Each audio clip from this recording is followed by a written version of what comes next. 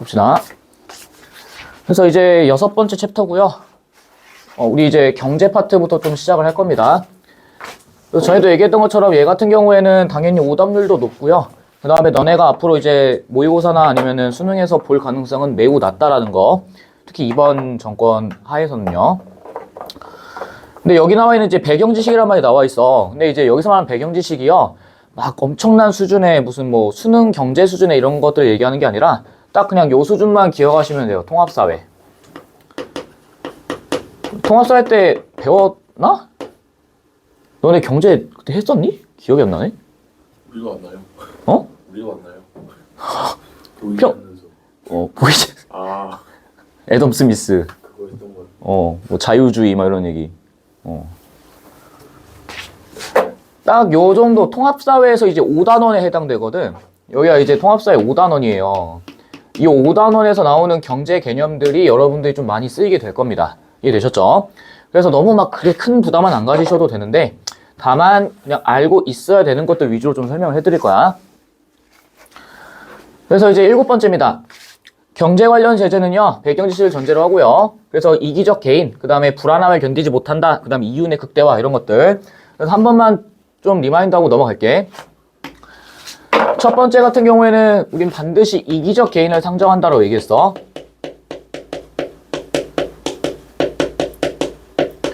여기서 말하는 이기적 개인이라는 거는요, 손해를 보고 싶어 하지 않는 거다라고 얘기했습니다.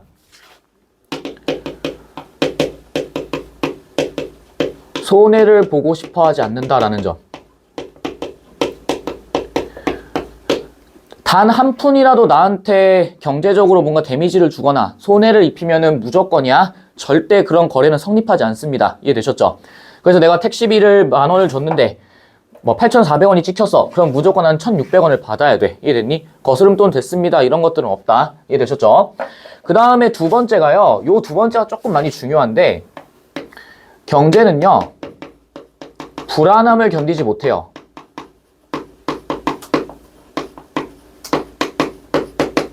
잘 봐. 만약에 물가가 너무 비정상적으로 올라갔어. 내지는 물가가 너무 비정상적으로 낮아졌어. 내지는 우리나라에서 무슨 뭐 유통되는 통화량이 갑자기 너무 줄어들었다 이런 것들이 있겠지. 그런 것들 같은 경우에는요. 반드시 해소를 해야 돼. 이해돼? 그게 전부 다 불안함이에요. 이해됐니? 그러니까 우리가 원하는, 그러니까 정부나 그다음에 우리나라가 원하는 거는요. 딱 요 정도 수준이야. 이게 이제 적정 수준이라고 생각을 해볼게. 근데 갑자기 물가가 너무 올라갔어. 그래서 요렇게 튀어버리는 거야. 이해됐니? 그러면 당연히 정부나 우리나라 사람들 입장에서는 어떻게 하겠어? 요렇게 수준이, 왜 이래?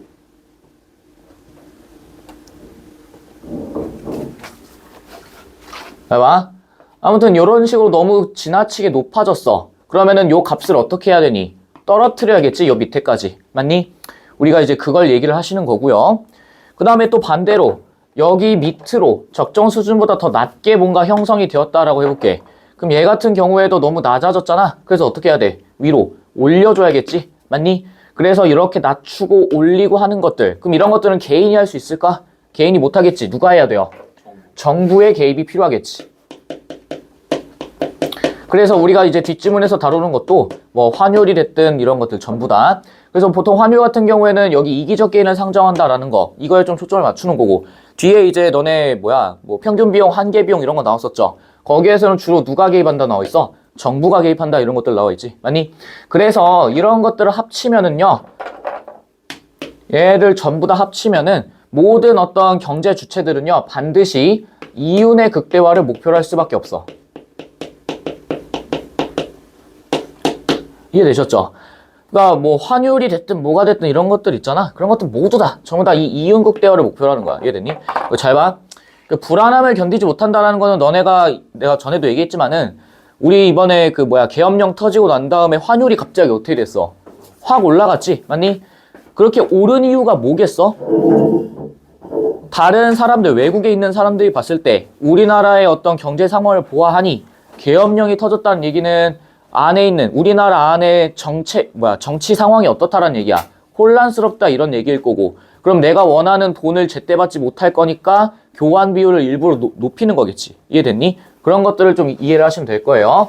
왼쪽 봐. 보세요. 전통적인 통화정책이라고 나와 있어. 전통적은 계속 나오지, 우리. 아니, 앞에서도 뭐 전통적 공리주의, 뭐 전통적 무슨 뭐 예술 뭐 이런 것들이 있었잖아. 정책 금리를 활용한대. 잘 봐. 너네가 이제 이런 단어 하나하나가 조금 이제 막히기 시작하면은요, 뒤에 가면 갈수록 좀 되게 힘들어질 거야. 이해됐니? 혹시 금리가 무슨 얘기인지 알아? 금리. 이자율. 이자율이랑 조금 달라. 정책 금리.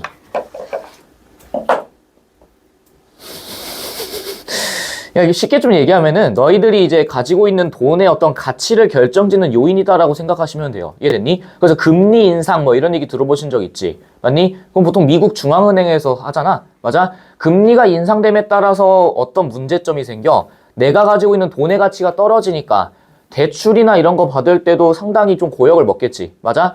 그만큼 돈이 귀해졌다는 얘기니까 아무한테나 돈을 줄까 안 줄까? 안 주겠죠. 맞니?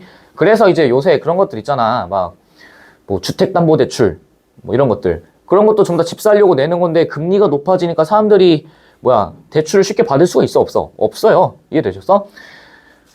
그리고 보세요. 금리를 활용해서요 물가를 안정시키고 경제 안정을 도모한대. 이 말이 전부 다 어디에 해당되는 거겠어? 우리가 이제 하고 있는 이 경제에 대해서, 경제는 불안함을 견딘다 못 견딘다? 못 견딘다 이 얘기예요.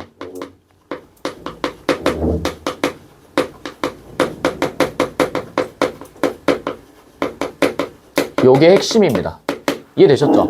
그럼 이거를 머릿속에 넣은 상태에서 한번 가보자. 중앙은행은요, 센트럴뱅크겠지. 경기가 과열됐을 때, 과열되었다는 얘기는 뭐야? 경기가 과열되었대. 이게 무슨 의미니? 너네 기사나 이런 데서 많이 보지 않았어? 경기가 과열되었다. 당연히 혼란스럽죠. 봐봐. 야, 경기가 안 좋다라고 이야기하는 경우가 있고요. 경기가 좋다라고 얘기하는 경우가 있지. 경기가 좋다라고 하면 어떤 의미야? 사람들이 돈을 쉽게 쓸 수 있고, 그 다음에 경제 상태가 굉장히 좀 뭐라고 해야 돼? 안정적이다 이런 얘기를 하잖아. 근데 잘 봐. 만약에 우리나라 사람들이 전부 다 잘 살아. 그래서 투기나 이런 것들에 돈을 아끼지 않는다고 생각해 볼게. 대표적인 게 뭐야? 옛날 일본에 버블 경제 이런 거 있었지. 버블 경제의 의미가 뭐였어? 사람들이 너무 부자가 됐어, 한순간에. 그래서 이 사람들이 돈이 남아 넘치다 보니까 뭘 하는 거야? 부동산에다 뭘 하는 거예요? 투기를 하는 거지. 맞니? 그러면은 부동산 가격이 점점 어떻게 돼? 높아지겠죠. 맞아? 수요가 높아지니까. 맞니? 대신 공급량은 적어지고. 맞아? 근데 이 상황이 원래 정상 수준이 이 정도라고 생각을 해볼게. 근데 가격이 너무 어떻게 된 거야? 올라간 거지. 맞아? 그러면은 우리 정부 입장에서는 이런 상태를 안정적이라고 보겠어? 불안정하다라고 보겠어? 불안정하다라고 보겠지. 요 정도, 이렇게 끼어있는 거품을 줄여야 돼. 이해되셨어요? 경기가 과열되었다는 얘기는요, 사람들이 돈을 너무 열심히 쓰고 많이 써서 우리 사회 내에 있는 통화량이 갑자기 많아졌다 이렇게 받아들이시면 돼요. 이해됐니? 잘 봐. 경기가 과열되었다라는 얘기는 사람들이 돈을 적게 쓴다, 많이 쓴다? 많이 쓴다라고 이해하시면 돼. 이해됐어? 근데 한두 명만 그런 게 아니라 대부분의 사람들이 그런다 이런 얘기야. 이해됐니? 내가 그래서 초등학교, 중학교 때는 이런 상태가 좀 상당히 많았어요. 딱 그 이명박 이전 시절, 너무 대통령 얘기하나? 이명박 이전 시절에는 되게 사람들이 먹고 살기가 좋았다고. 이해됐어? 그래서 좀 사는 집안은 막 학원을 3개씩, 4개씩 막 이렇게 보내고, 아무리 좀 못 사는 집이라도 학원 하나는 보내는 그런 상황이었다고. 그러다가 뭐가 터져? 금융위기가 한번 터지죠. 2008년에 서브프라임 모기지 사태라고 해서. 그러면서 우리가 가지고 있는 돈의 가치가 확 떨어져. 그러면 사람들이 당연히 지출을 어떻게 하겠니? 줄여야겠지. 맞아? 그러면서 이제 우리 엄마도 이제 학원을 했었는데, 학원이 그러면서 이제 내리막길을 걷기 시작했지. 사람들이 그래서 학원을 안 다녀. 어떡해. 막 이런 상황. 이해됐어? 잘 봐. 그러면은 좀만 더 나아가 볼게. 그러면 사람들이 돈을 너무 많이 써서 결국에는 이제 이거를 깔아앉혀야겠지. 맞아? 그럼 가라앉히려면 어떻게 해야 돼? 내가 가지고 있는 돈의 가치가 낮아져야 될까, 높아져야 될까? 낮아져야겠지. 맞아? 여기서 피파를 한 사람이 없나? 피파해? 봐봐. 메이플이 됐든 피파가 됐든 뭐 이런 것들 있잖아요. 예를 들어봐, 잘 봐. 어떤 아이템이 있어. 근데 이 아이템의 가격이 원래 한 10,000원이라고 생각을 해봐. 그런데 게임사에서 이벤트를 딱 연 거예요. 그래서 게임 유저들한테 돈을 막 뿌립니다. 게임 머니 이런 것들을. 좀 심하면은 막 넥슨 캐시 이런 것들을 막 뿌려요. 맞아? 그럼 사람들이 원래는 뭐 이 정도 수준의 돈을 가지고 있었는데 갑자기 게임사에서 돈을 뿌리니까 어떻게 돼버린 거야? 확 올라가 버린 거지. 맞니? 그럼 너네 생각해봐. 요 돈을 가지고 있어. 이거 어차피 가져봐야 너희들한테 큰 도움 안 돼요. 그냥 묵혀지는 것 뿐이야. 근데 당연히 이렇게 게임 머니를 막 공급을 하면은 사람들은 어떻게 할까? 아이템을 구매를 하겠지. 맞니? 뭐 카드 이런 것도 막 선수 카드 이런 것들 막 구매를 할 거란 말이야. 그럼 당연히 가격은 어떻게 되겠어? 올라갈 수밖에 없어요. 이해돼? 화폐량은 늘어났는데 수요가 어떻게 된 거야? 돈이 늘어나니까 사람들은 돈을 쓰고 싶어 해. 수요가 높아져. 그래서 원래 10,000원 하던 게 갑자기 막 30,000원, 막 40,000원 이렇게 올라 버리는 거야. 그러면은 생각을 해봐. 갑작스럽게 올라가 버렸지. 그러면은 이런 상황 자체는 게임사 입장에서는 그다지 좋은 게 아니야. 이해돼? 그럼 이걸 어떻게 해야겠어요? 돈을 뺏어버릴 수는 없고 어떻게 해야 될까? 이것보다 더 어떤 거를 해야 돼? 더 비싼 거를 뭐 해야 돼요? 출시해야겠지. 그래야 사람들이 아이고 내가 가지고 있는 돈이 똥값이 돼버렸네 하면서 현질을 하겠지. 이해됐니? 그런 식으로 조절을 한단 말이야. 그래서 넥슨 게임을 열심히 하는 사람들은 경제가 좀 익숙해. 생각을 해봐. 그 화폐 가치가 높아지고 낮아지고 뭐 이런 것들 있잖아요. 내가 처음 피파를 2018년 출시하자마자 했어. 그때는 카드 한 장 가격이 10몇만 원이었어요. 14만 원 막 이랬단 말이야. 근데 시간이 지나 넥슨에서 카드를 미친 듯이 찍어내요. 캐시팩을 막 찍어내. 그러다가 지금 막 6억, 막 7억, 막 이렇게 되잖아. 안 그래? 그래서 예전에 나왔던 거는 개똥값이고 지금 나오는 건 25조. 지금 막 13강도 나왔잖아. 막 1,300억 막 이렇게 하잖아요. 일반 시즌카가. 안 그래? 잘 봐. 그러면은 이렇게 과열됐을 때 정책 금리 인상을 합니다. 올리는 거야. 그래서 잘 보세요. 금리 인상을 통해 뭐 하려고 하는 거니? 경기를 뭐 한다? 진정시킨다. 다시 말해 불안함을 견디지 못하니까 이거를 진정시키려고 하는 거겠지. 안정화시키는 거겠죠. 이해됐어? 그럼 봐봐.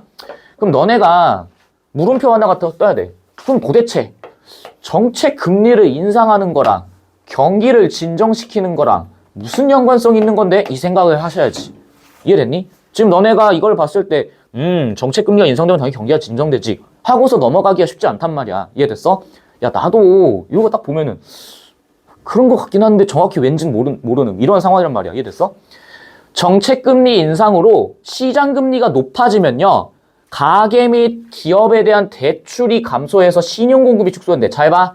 신용 공급이 축소된다는 얘기는 요 얘기는요.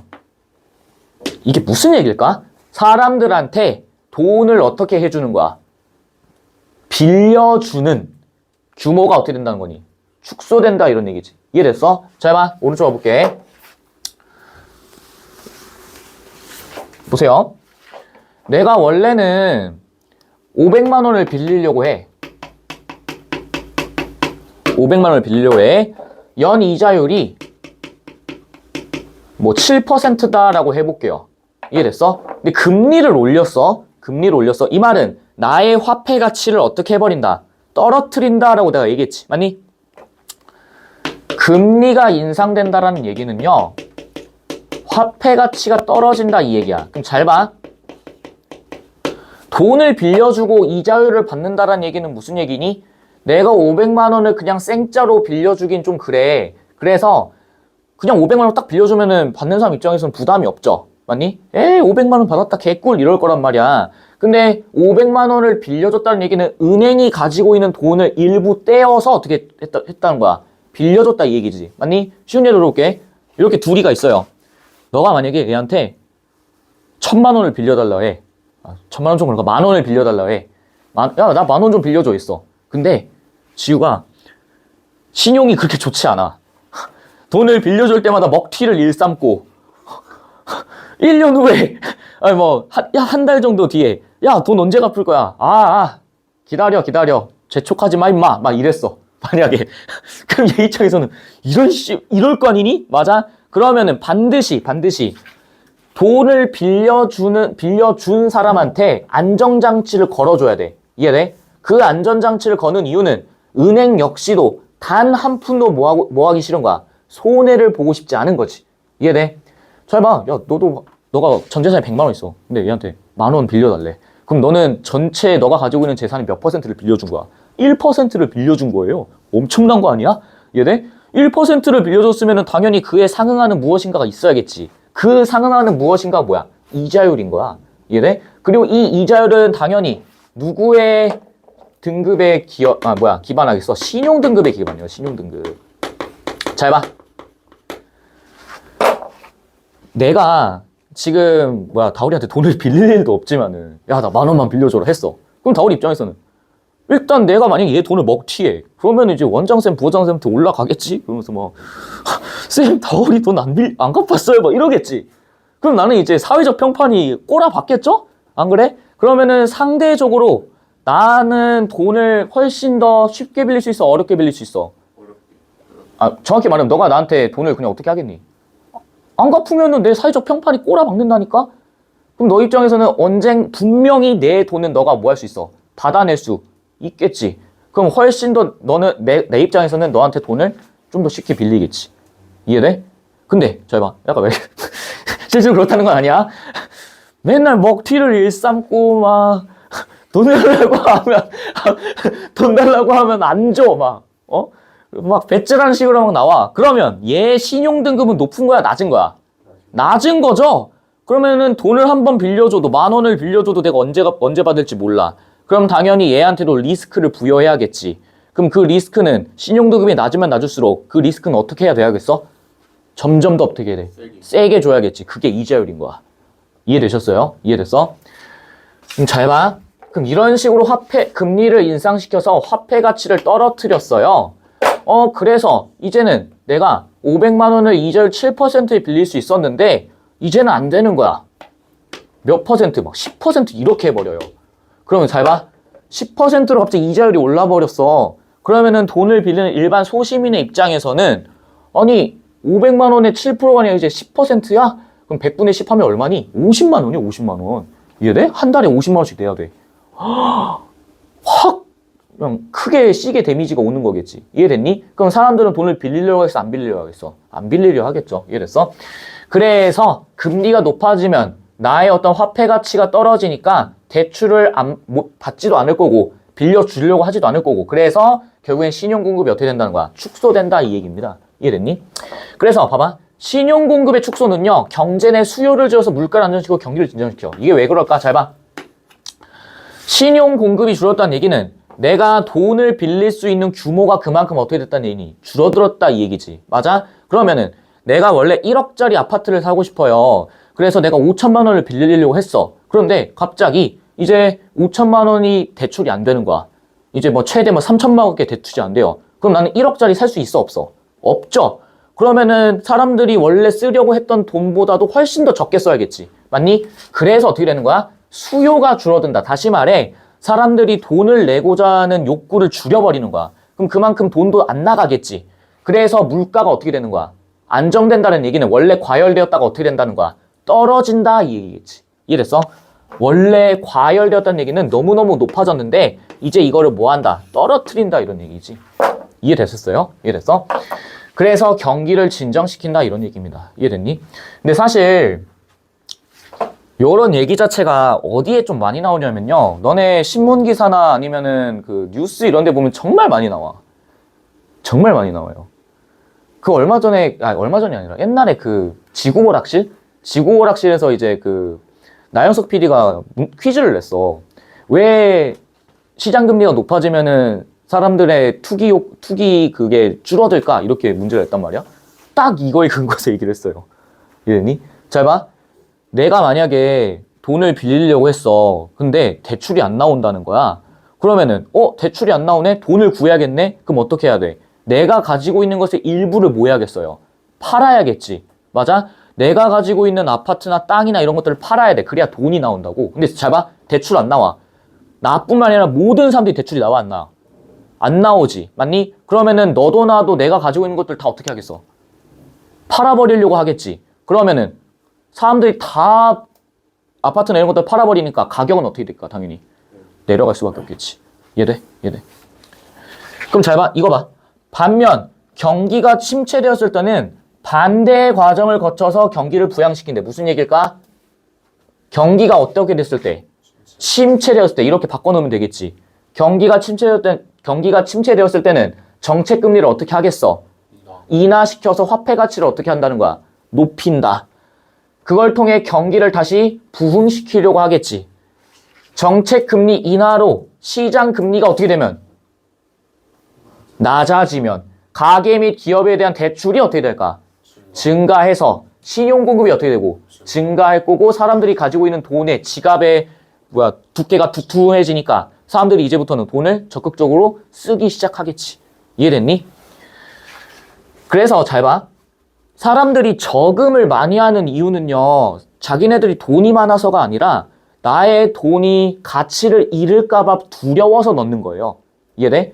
내가 말했어. 모든 사람들은, 모든 경제 주체들은 단 한 푼도 손해를 보려고 하지 않아. 보려고 하지 않아. 이해됐어? 보세요. 또 나와. 전통적 경제학 계속 나오죠? 전통적 경제학은 이러한 비효율성의 해결책. 잘 봐. 여기 봐. 뭐라 나오니? 비효율성이라고 나와 있지. 이해돼? 그럼 경제가 안정되었다? 아니면 불안정하다? 불안정하다는 거지. 그거를 해결하고 싶은 거야. 보조금. 보조금이 뭐니? 보조해주는 돈이겠지? 맞아? 너네 그런 거 있잖아. 핸드폰 같은 거 살 때도 보조금 나오죠? 이유가 뭐야? 내가 생으로 돈을 내면 너무 비싸. 그래서 보조금을 통해서 사람들의 부담을 떨어뜨려 주는 거지. 맞니? 벌금은 뭐예요? 말 그대로. 내가 뭘 잘못하면 내는 돈이잖아. 맞아? 그러면은 좀 직관적으로 생각해보자. 보조금 같은 경우는 나한테 도움이 되는 거니까 플러스겠어? 마이너스겠어? 플러스겠죠. 벌금은요? 마이너스겠지. 그런 거 같은 정부의 개입이라고 생각한대. 잘 봐. 전통적 경제학에서는요. 정부의 개입을 통해 이걸 해결해야 된다라고 생각했어. 이해됐니? 근데 봐봐. 보조금을 받거나 벌금을 내게 되면 이거 우리 했었어. 제3자에게 주는 이익이나 손해가 더 이상 자신의 이익과 무관하지 않게 된다. 우리 첫 시간에 했었다. 뭐였니? 외부성. 이거였죠. 보여? 제3자에게 의도하지 않게 이익이나 손해를 주는 것을 외부성이라 한다라고 됐었다고. 이해됐니? 그러니까 지금 너네가 이 경제 지문이 어려운 이유가 뭐냐면요. 옛날 기출부터 시작해서 차근차근 경제 지문이 나왔잖아. 그런 것들을 우리 교수님들께서는 너네가 이거를 학습을 했다라는 전제 하에 문제를 출제한다고. 이해됐어? 기출 문제는 모든 교수님들의 필요한 레퍼런스다. 이해됐니? 그래서 환율이랑 이런 것들이 요새는 각주나 이런 걸 안 다루는 이유가 있어. 왜? 너네들이 이미 충분히 기출을 뭐 했다라고 생각하는 거야, 교수님들은. 학습을 했다라고 생각을 하는 거야. 이해됐니? 잘 봐. 자신의 이익에 충실한 선택이 사회적으로 바람직한 결과로 이어지게 된대. 잘 봐. 보조금을 받거나 벌금을 내면요. 제3자에게 주는 이익이나 손해 이런 것들이 외부성이었는데 그게 더 이상 자신의 이익과 무관하지 않게 되었대요. 잘 봐. 그동안의 사람들이 왜 아무렇지 않게 폐수를 방출하고 왜 사람들이 과수원 근처에다 양봉업을 한 거였어? 내가 하는 이 행동이 나한테 이익이 될지 손해가 될지 생각을 했니 안 했니? 안 했던 거야. 이해돼? 그런데 잘 봐. 보조금이나 벌금을 딱 냈어. 그럼 요거에도 좀 집중해보자. 너네가 쉽게 이해하게. 잘 봐. 공장에서 폐수를 방출했어요. 그래서 다른 사람들이 막 병에 걸리고 막 이랬어. 그런데 갑자기 여기서 누가 끼어드는 거야? 정부가 끼어드는 거야. 그래서 뭐라 얘기해? 너네 이제부터 폐수 방출하면은 뭐 할 거야? 벌금을 낼 거야. 그러면 공장 입장에서는 어때? 어이쿠 나는 별스럽지 않게 한 거였는데 이게 나의 어떤 통장을 거덜내는 원인이 되네? 하면서 더 이상 폐수 방출을 해 안 해? 안 하게 되는 거겠지. 이해돼? 특히 여기 있는 보조금도 보세요. 보조금 같은 경우에 이런 것들은 이제 좀 어디서 많이 나오냐면은 너네가 이제 회사를 안 다녀봐서 아직 모르겠지만은요. 중소기업 같은 경우에는 중소기업에서 이제 막 특히 남자애들, 니네들 있잖아.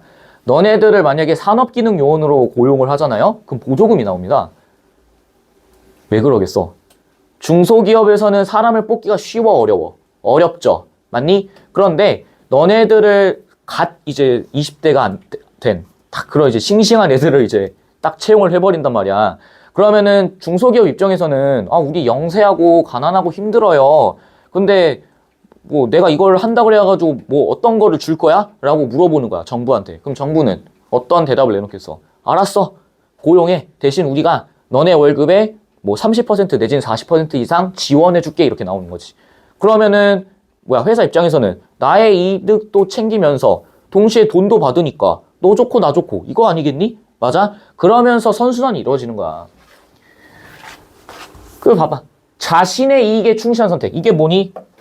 모든 개인들은 손해를 보는 걸 싫어하고 자신의 이익을 모아려는 걸 집중해. 극대화시키는 거에 집중한다고 얘기했었지. 한 푼도 손해보는 걸 싫어해. 그렇게 하는 게 여기 나와있어. 사회적으로 어떤 결과? 바람직한 결과. 이 바람직하다라는 얘기는 뭐예요? 사회적으로 봤을 때 경제가 안정화되고 모든 사람들이 이득을 보며 손해를 입지 않는 굉장히 파라다이스한 그런 느낌이지. 이해됐니? 대박. 요거 너네 어떻게 읽었니? 이거 진짜 정말 어려웠던 문제거든? 어려웠던 지문이고. 이게 이제 그때 당시 재작년에 이제 문제가 되었던 킬러 문항의 어떤 대표적인 지문으로 선정이 되었던 지문이에요. 트리핀 딜레마가. 요 해 진짜 장난 아니었어. 진짜 나도 얘기할 수 있는 게 나도 만약에 이 시험을 현장 가서 봤다? 쉽지 않았을 것 같아. 정말 쉽지 않았을 것 같아요. 100점 못 맞았어. 나도. 정말 어려웠던 문제였어. 애들 멘탈이 그냥 박살이 났어요. 박살이. 1컷이 84점 나왔다니까? 그렇게 낮아요? 고1 정도로 고인 그 수능에서 1컷이 84점이 나왔어요. 역대급이었다니까? 이거를 시험장 가서 보면요. 그 실제 이제 시험지를 딱 보잖아? 인쇄되어 있는 거 보잖아? 헉소리도 안 나. 그래가지고, 딘정 하면서 또 넘겼어. 그랬더니 가능세계 막 이런 거 나와. 다보탑이 경주에 있지 않을 무슨 뭐 가능세계, 무슨 뭐 서울에 있을 가능세계 막 이딴 거 나와요. 내가 만약에 기차를 탔다면은 어쨌을 거죠. 기차를 타지 않은 가능세계는 어떻고 막 이런 거 나와. 지저스 크라이스트. 딱 넘겼어. 문학 빡 봤어. 딱 이렇게 되는 거야, 다. 문학도 보통 이제 애들이 문학에서 시간을 줄였다 이런 생각 하잖아. 문학도 장난 아니었어요. 그때 264에 초가 나왔거든? 264에 초가 나왔는데, 막, 발문이 막 이래. 3줄, 4줄이야. 한 1번이 막 4줄씩 있어요. 보기에. 2번 4줄, 3번 4줄, 4번 4줄, 5번 4줄.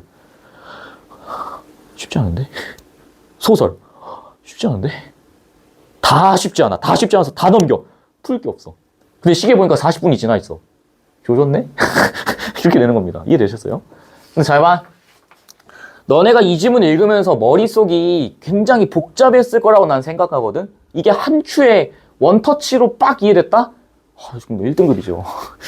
1등급이지. 이게 원터치 어떻게 이해돼? 봐봐. 야, 이러한 트리핀 딜레마라고 나와 있어요. 일단 트리핀 딜레마는 중요한 게 아니야. 정확히 말하면 트리핀은 중요한 게 아니야. 이건 원래 사람 이름 딴 거거든요. 딜레마가 뭐니? 하나하나 좀 따져보자. 죄수의 딜레마. 그런 거 있잖아. 죄수 2명 있어. 바른대로 바른대로 너희들의 죄를 불면 감형해 주겠다. 대신 한 명만 이야기하고 다른 한 명은 이야기하지 않으면은 분노만 끌고 가겠다. 둘 다 불지 않으면 오케이. 패스. 이런 느낌. 둘 다 불어. 그럼 어떻게 돼? 따블. 막 이런 거 있잖아요. 그럼 이제 사람들이 대가리를 졸라 굴리기 시작하지. 어떻게 하지? 그 다음에 그런 것도 있잖아. 그 트롤리 딜레마라고 혹시 들어봤나? 트롤리 딜레마? 옛날 TV쇼에 나온 거였는데 막 이렇게 1번, 2번, 3번 이렇게 있어요. 몬티올 퀴즈라고도 얘기를 하는데 몬티올 그 딜레마라고도 얘기하는데 1번에 양이 있고 2번에는 없고 3번에는 있어.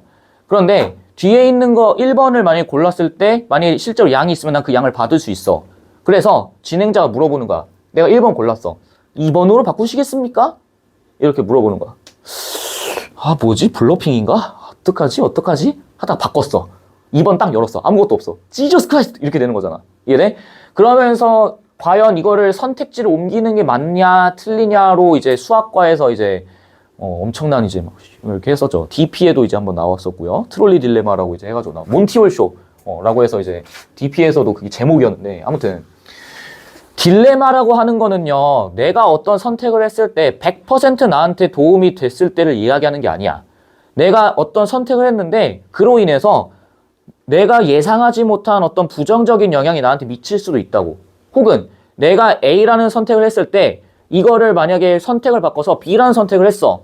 그랬을 때 바꾼 이유는 뭐겠어? 이 선택이 나한테 훨씬 더 어떨 거라 생각한 거야.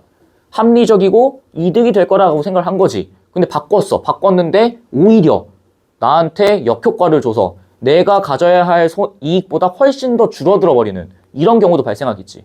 맞니? 그러니까 이런 상황에서 그런 딜레마가 발생한다는 얘기는 나의 선택이 100% 나에게 이득을 보장해주진 않을 수도 있다. 이걸 내포하고 있다고. 이해됐어? 그럼 잘 봐. 아까 우리도 얘기했어. 경제에서는 무조건이다.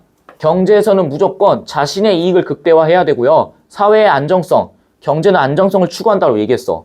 그러면은 저 딜레마가 발생한다는 얘기는 내 선택으로 인해 그런 것들이 지켜지지 않을 수도 있다. 이런 얘기 아니겠니? 맞아? 그러면은 사람들 머릿속이 복잡해지겠죠. 맞아? 그래서 경제가 참 예측하기 어려워. 경제가 진짜 어려워요. 그래가지고 그러잖아. 막 너네 한국은행 총재 어떤 분인지 아니 혹시? 들어본 적 있어? 한국은행 총재? 그 한국은행 총재가요, 막 하버드 대학교 나와가지고 막 박사까지 하신 분이야. 개쩌는 분이에요. 이해돼? 근데 이번에 이제 사건이 하나 터졌죠. 계엄령 딱 터지고. 그러고 나서 어땠어? 막 이제 적극적으로 우리가 가용할 수 있는 모든 수단을 투자해서 하겠다. 막 이런 얘기를 했단 말이야. 근데 잘 봐. 왜 한국은행 총재가 그렇게까지 하는 걸까? 너네 솔직히 지금 물가 오른 거 체감되니? 과거랑 비교했을 땐 그렇다 쳐도 계엄령 이전과 이후의 물가가 체감돼 너네? 체감 안 되지 않아요? 체감 안 되지 않아? 근데 왜 사람들이 미국이나 이런 데에서 왜 우리나라 경제는 앞으로 10년간 퇴보할 것이다라고 얘기했을까? 원래 1,300원이었잖아. 1,350원이었잖아. 1,400, 지금 80원? 막 이렇게까지 올랐어. 180원이 올랐다고 생각을 해봐. 그럼 이게 물건 한두 개에서 끝나는 게 아니잖아. 몇억 개씩 팔리죠? 맞니? 그러면은 1억 개 팔았다 쳐봐. 그럼 공을 몇 개 붙여야 되는 거야? 아무튼 쭉 붙였어. 원래는 이걸로만 1,300원 있을 때 우리가 받을 수 있는 돈이 있었는데 1,480원이 되면서 180 곱하기 1억만큼의 무엇이 발생해? 손해가 발생하는 거예요. 스노우볼이 이렇게 굴러가는 거라고. 이해됐어? 그런 말 있잖아. 전 세계에 있는 모든 사람들한테 1원씩 빌려도 얼마 나와요? 60억 나오잖아. 60억. 7, 80억 나오겠지 요새는. 이해돼? 그 정도로 스노우볼이 커진다 이 얘기예요. 봐봐. 그런 딜레마는요. 여기 나와 있어. 국제 유동성 확보와 달러와의 신뢰도 간의 문제래. 무슨 얘기일까? 야, 여기 유동성. 이거 우리 요새 기사에 많이 나와. 유동성이라는 게 뭐야? 너네가 알고 있는 유동의 의미가 뭐니? 움직이는 거, 플루이드, 유동적인 이런 얘기지. 맞아? 그러면은 경제에서 플루이드하게 움직일 수 있는 건 뭐밖에 없을까? 돈. 국제 유동성 확보란 얘기는요, 국제사회, 국제거래에서 통용되고 있는 돈의 흐름의 확보다 이런 얘기야. 그거랑, 여기 나왔지. 달러와의 신뢰도. 신뢰도라는 게 뭐야? 그 돈을 얼마만큼 믿을 수 있냐 이런 얘기지. 맞니? 그러면은 이 딜레마라고 하는 거는요. 국제 유동성을 확보를 했어. 난 이게 이득이 될 거라 생각했어.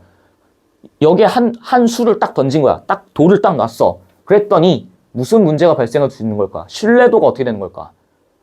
떨어질 수도 있고 국제 유동성 확보를 포기하는 대신 무엇을 얻을 수도 있을까? 달러와의 신뢰도가 어떻게 되는 거야? 올라갈 수 있는 거겠지. 잘 봐.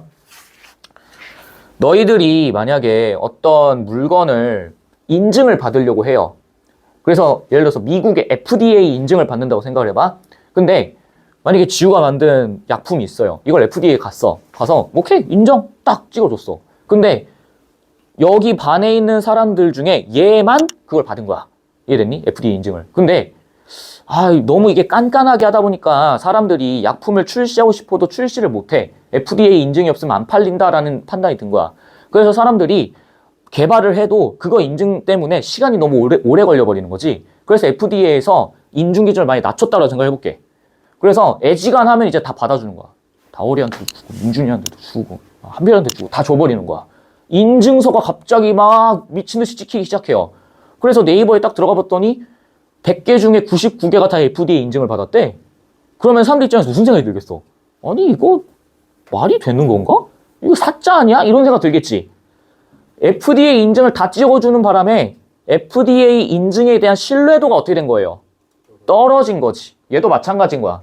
돈을 막 찍어서 뿌렸어. 그래서 국제거래내에서 돈의 유통이 굉장히 활발해졌다고. 그러면 사람들은 무슨 생각을 해? 아니 왜 이렇게 돈이 많이 풀린 거야? 달러가 지금 괜찮은 거야? 이런 생각을 하기 시작한다고. 이해됐어? 그래서 이런 것들을 통해서 금리를 인하시키고 그래서 달러화를 통해서 사람들이 이제 돈을 쓸 수 있게끔 촉진을 시키려고 했는데 안타깝게도 이런 문제가 발생한다고. 신뢰도가 저하되는 문제가 발생할 수도 있다고요. 봐봐. 국제유동성이란 여기 나와있지. 국제적으로 보편적 통용력을 지닌 지불수단. 보편적 통용력을 지닌 지불수단. 뭐밖에 없겠어? 달러. 여기 봐. 이 단어가 어렵죠. 뭘까? 금본위. 이거요. 쇠금자. 금이 어떻다는 얘기야?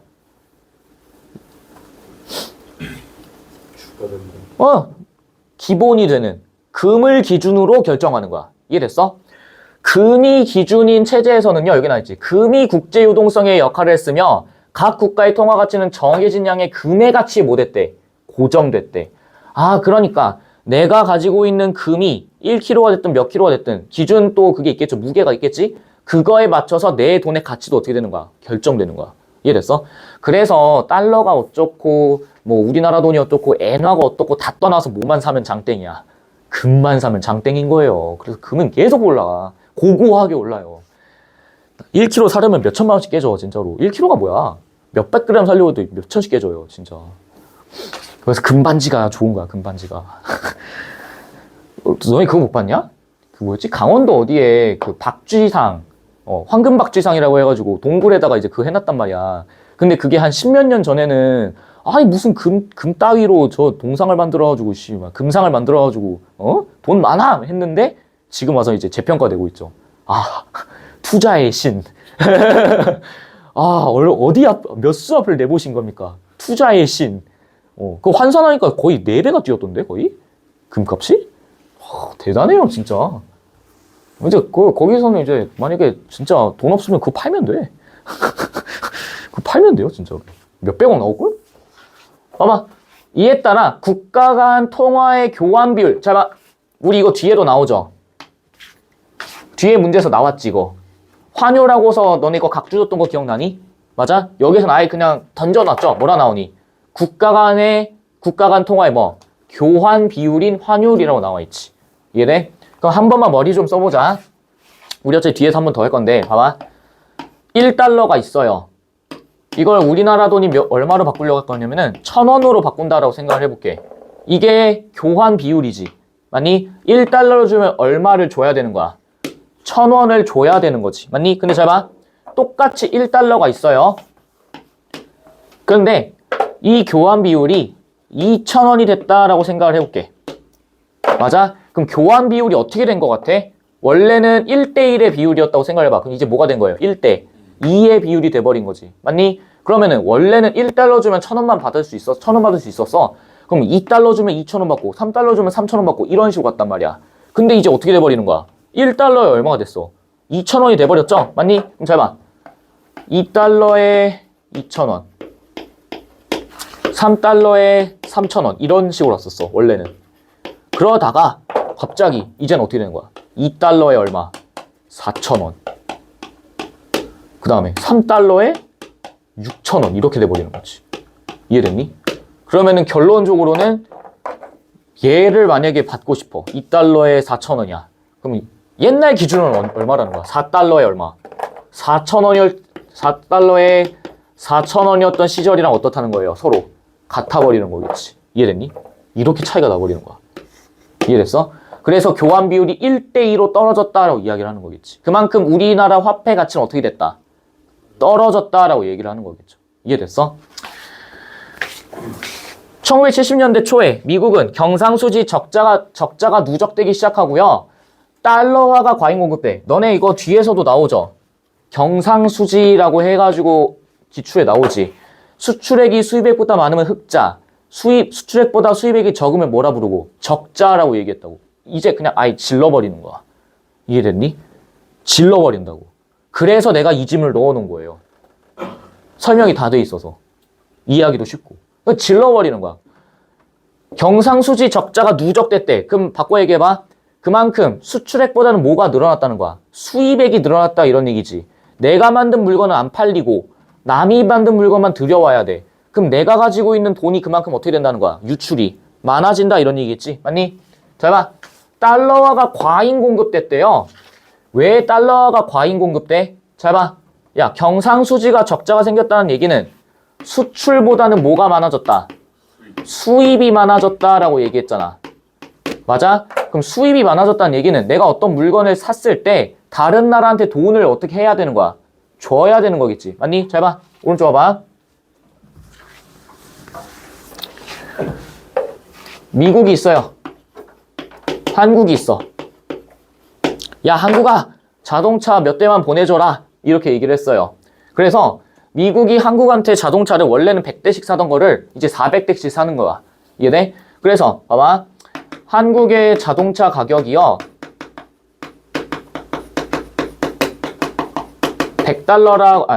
100달러라고 해볼게.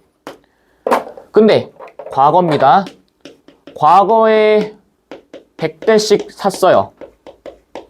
근데 현재 와서는 같은 가격인데도 훨씬 더 어떻게 하는 거야? 많이 사는 거겠지. 맞니? 그러면은 얘네들 미국 입장에서는 이 달러화가 그만큼 어디로 빠져나간다고 얘기할래? 한국으로 빠져나간다라고 얘기하겠지. 맞니? 그래서 보세요. 그런 게 누적되고 달러화가 어떻게 되면서 과잉 공급됐대. 왜? 많이 사니까. 이해되세요? 많이 사니까. 그래서 달러화가 과잉 공급됐다는 얘기는 다른 나라한테 많이 공급됐다는 얘기고, 그럼에 따라 미국의 금 준비량이 어떻게 됐대? 급감했대. 왜 그럴까? 왜 그럴까? 우리 금본위 체제에서의 핵심은 뭐였어요? 금을 중심으로 교환비율을 결정하는 거였지. 맞니? 그런데 달러화 유출이 많아지니까 우리가 가지고 있는 금이 다른 나라한테 어떻게 되겠어? 바꿔져 버리겠지. 그러니까 얘네 가지고 있는 줄어드는 거야. 그럼 봐봐. 급감했어. 급감. 급감의 뜻이 뭐야? 급격히 줄어들었다. 안정적이야? 불안정적이야? 불안정하죠. 이거 해소해야겠지. 그래서 미국은 달러와의 금태환 의무를 더 이상 감당할 수 없는 상황이 이루어진 거야. 이를 해결할 수 있는 방법은 여기 나와 있어. 달러와의 가치를 내리는 뭐? 평가? 절하. 달러화에 대한 여타국, 다른 국가들의 환율을 하락시켜서 그 가치를 올리는 뭐? 평가? 절상이 있다. 이런 얘기. 선택지가 뭐예요? 두 가지야. 평가를 절하하거나 혹은 평가를 뭐하거나 높이거나 달러화에 대한. 이해됐어? 이 질문 같은 경우에는 우리 아마 언제 할 거냐면은 엔드 투 엔드 때 할 거예요. 엔드 투 엔드 때. 기초에서 시즌 2 때는 안 하고요. 시즌 1 때도 안 할 거고. 엔드 투 엔드 때 할 거야. 진짜 엔드 투 엔드 때는 진짜 토 나오는 문제들. 리트랑 그 다음에 여지껏 나왔던 지문들 중에 진짜 헬파이어 난이도로 나온 것들 위주로만. 얘도 봐. 통화정책은요, 중앙은행이 물가 안정과 같은, 또 물가 안정 나와있지, 안정화시키는 거, 경제적 목적의 달성을 위해 이자율이나 통화량을 뭐한대? 조절한대. 당연하죠. 대표적인 통화정책 수단인 공개시장 운영, 투자물 동원해 시장을 뭐하겠다? 공개적으로 운영한다 이런 얘기겠지. 중앙은행이 민간금융기관 어떤 거 있겠어? 야, 중앙은행이 어디에 우리나라에서? 한국은행. 민간금융기관은요. 하나은행, 우리은행, 농협 뭐 이런 것들이겠지. 농협은행 이런 것들. 그런 기관들을 상대로 채권을 매매한대. 잘 봐. 막 머리가 아파. 야, 채권이 뭐야? 채권이 뭐야? 채권을 매입하다. 돈을 빌릴 수 있는 거야. 돈을 빌릴 수 있는 거. 이해돼?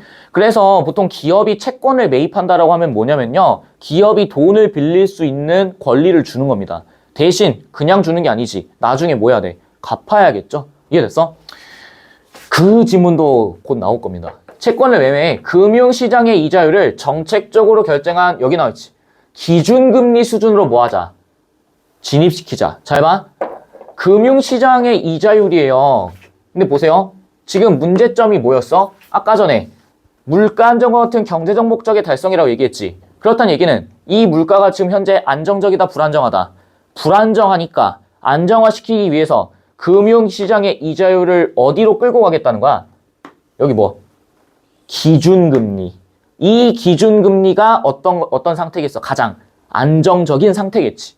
이해됐니? 그래야 안정화가 된다고. 그래서 이런 것도 전부 다 정부 차원에서 한다 이 얘기예요. 이해되셨어요? 지금 보면 알겠지만은 너네 여기에서 나와 있는 내용들이 개개인에 의해서, 개인의 어떤 경제활동에 의해서 바뀌는 것보다는 뭐가 좀 중심인 것 같아? 국가가 중심인 것 같죠? 그래서 수능에서 경제지문은요 전부 다 이거에 국한돼. 거시경제학이에요. 나도 학교 다닐 때 이거 배웠거든. 거시경제학. 이 거시경제학이 너네가 알고 있는 환율 이런 것들이에요. 환율, 채권 뭐 이런 것들. 그럼 이거의 반대말은 뭐야? 미시경제학이에요. 그럼 이 미시경제학은 어떤 거겠어? 개개인의 어떤 거래, 개개인에 의한 어떤 경제활동에 의해서 바뀌어지는 경제적 영향들을 연구하는 거야. 근데 이런 것들은 너무 어려워 사실. 이게 훨씬 더 쉬워요. 수능을 출제하는 입장에서는. 이해됐니? 얘는 그럼 당연히 조그만한 거에서 하니까 변수가 훨씬 더 어떻겠어? 많겠지? 맞니? 자, 다음으로 가봅시다. 2011학년도 9월 목표. 환율의 변동과 경상수지의 관계입니다.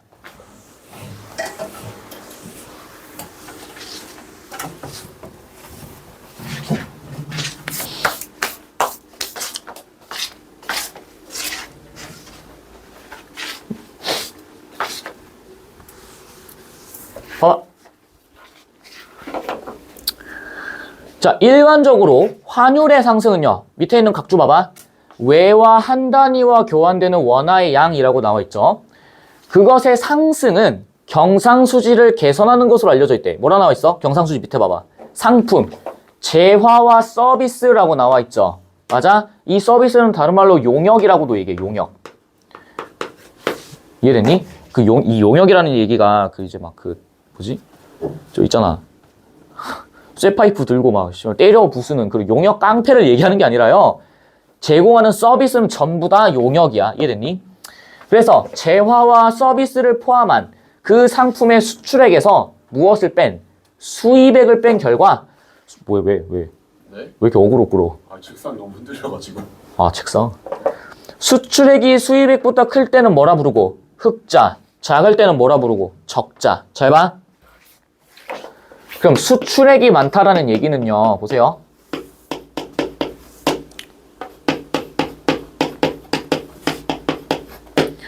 수출액이라는 건 기본적으로 내가 판 물건에 대해 값어치를 받는 거겠지. 맞니?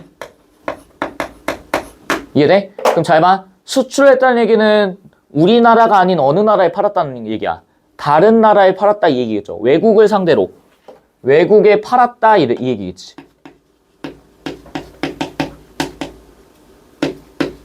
그럼 잘 봐. 그럼 외국에 팔았다라는 얘기는 우리나라로 들어오는 이 돈이 전부 다 외국의 어떤 외국의 어떤 통화일 거니까 전부 다 뭐가 들어온다라고 얘기할래? 외화가 어떻게 된다? 증가한다라고 읽으시면 되겠지. 이해됐니 여기까지? 맞아? 그럼 봐봐. 수입액은요? 외국의 물건을 어떻게 한 경우야? 산 경우지. 그럼 이 말은 똑같이 물건에 대한 값어치를 부여받는 건데 그거를 외국의 물건을 우리가 샀으니까 우리나라 돈이 어떻게 된 거야? 우리나라 돈이 외국에 어떻게 된 거예요? 우리나라의 돈이 외국에 유출이 된 거지?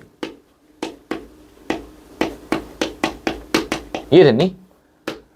실질적으로 우리는 물건만 받은 것 뿐이지 돈을 받은 건 있어 없어? 수입액에서는 없죠. 맞아? 우리 돈만 계속 빠져나가는 거야. 이해됐어? 수출액이 적은 대신에 수입액이 많아진다는 얘기는 우리나라의 돈이 어디에? 외국에 뭐 한다? 유출된다 라고 이해하시면 되겠지. 이해됐니? 그러면은 잘 봐. 야, 이 수입액에는 뭐도 있을까? 우리나라의 돈이 외국으로 빠져나가. 어떤 경우 있어요? 물건 사는 거 말고.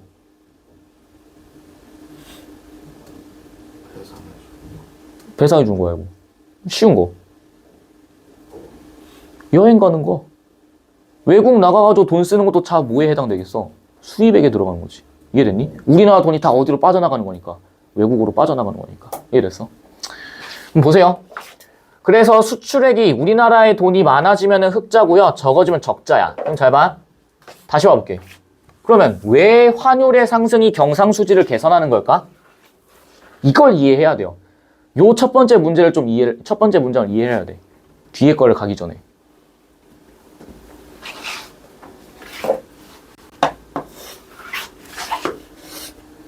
너네가 문제 풀면서 저 문장, 첫 번째 문장을 이해를 했냐, 못했냐, 이게 굉장히 좀 중요해질 겁니다. 왜 그럴까? 혹시 생각해 보신 분 있나요?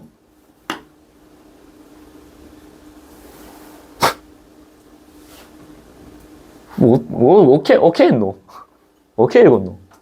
그냥, 씨발, 그런가 보군 하면서, 이런 거야? 쉽지 않았을 텐데, 그랬으면은? 잘 봐. 야, 환율이 상승했대요. 교환 비율이 어떻게 됐다? 증가했다, 이 얘기지. 맞니? 그럼 잘 봐. 아까 했던 거 다시 한번 해볼게. 1달러가 있어요. 1,000원이에요. 환율이 증가했습니다. 똑같이 1달러입니다. 이게 이제 2,000원으로 올랐습니다. 교환 비율이 1대2가 된 거야. 이해됐어? 그럼 잘 봐. 그럼 경상수지를 개선한다는 얘기는 수출액이 수입액보다 어떻게 된다는 얘기일까? 개선된다고 얘기했으니까. 수출액이 수입액보다 어떻게 해야 돼? 커야겠죠, 당연히. 맞아? 밖으로 빠져나가는 게 중요한 게 아니라 우리한테 들어오는 돈이 더 많아지는 게 중요한 거겠지. 맞니? 그러면 환율이 상승한다는 얘기는요. 환율의 상승은 반드시 이거를 전제로 할 수밖에 없는 거야. 수출액이 증가한다라는 거를 전제로 한 거지. 이해됐니?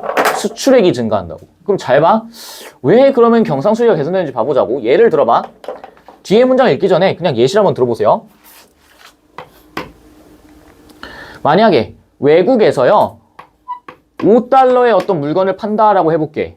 그러면은 환율이 오르기 전에 이 상태에서는 얼마를 받겠어? 우리 기준으로는 5,000원 받겠죠. 근데 환율이 올라버렸네? 그럼 얼마 받는 거야? 10,000원 받겠죠.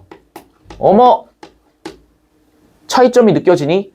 환율이 올랐어. 똑같은 물건이었는데 소세지를 판다라고 생각해볼게. 원래는 5달러에 똑같이 거기 가서 팔았는데 5,000원밖에 못 팔았다고. 나의 지갑에 들어오는 게 5,000원밖에 안 돼. 근데 환율이 올랐어. 독일 가가지고 소세지를 파는데 이제 얼마가 들어오는 거야? 10,000원이 돼버린 거야. 이해돼? 그럼 나의 통장에 5,000원짜리가 2장이 찍혀서 들어오는 거지. 그럼 당연히 물건 파는 입장에서는 환율이 어떻게 되는 게 훨씬 더 좋겠어? 커지는 게 당연히 좋은 거 아니야? 나의 이득이 못 되니까 극대화되잖아요. 이해되셨어요? 그럼 잘 봐. 그걸 베이스로 한번 읽어보자고. 이를테면 국내 기업은 수출에서 벌어들인 외화가 증가한다고 얘기했지. 여기서 외화가 증가해. 그걸 국내로 들여서 뭘로 바꿔? 원화로 바꿔. 이해되셨어요? 환율이 상승한 경우에는 외국에서 우리 상품의 외화 표시 가격을 다소 낮추어도 잘 봐. 환율이 상승했습니다. 보세요.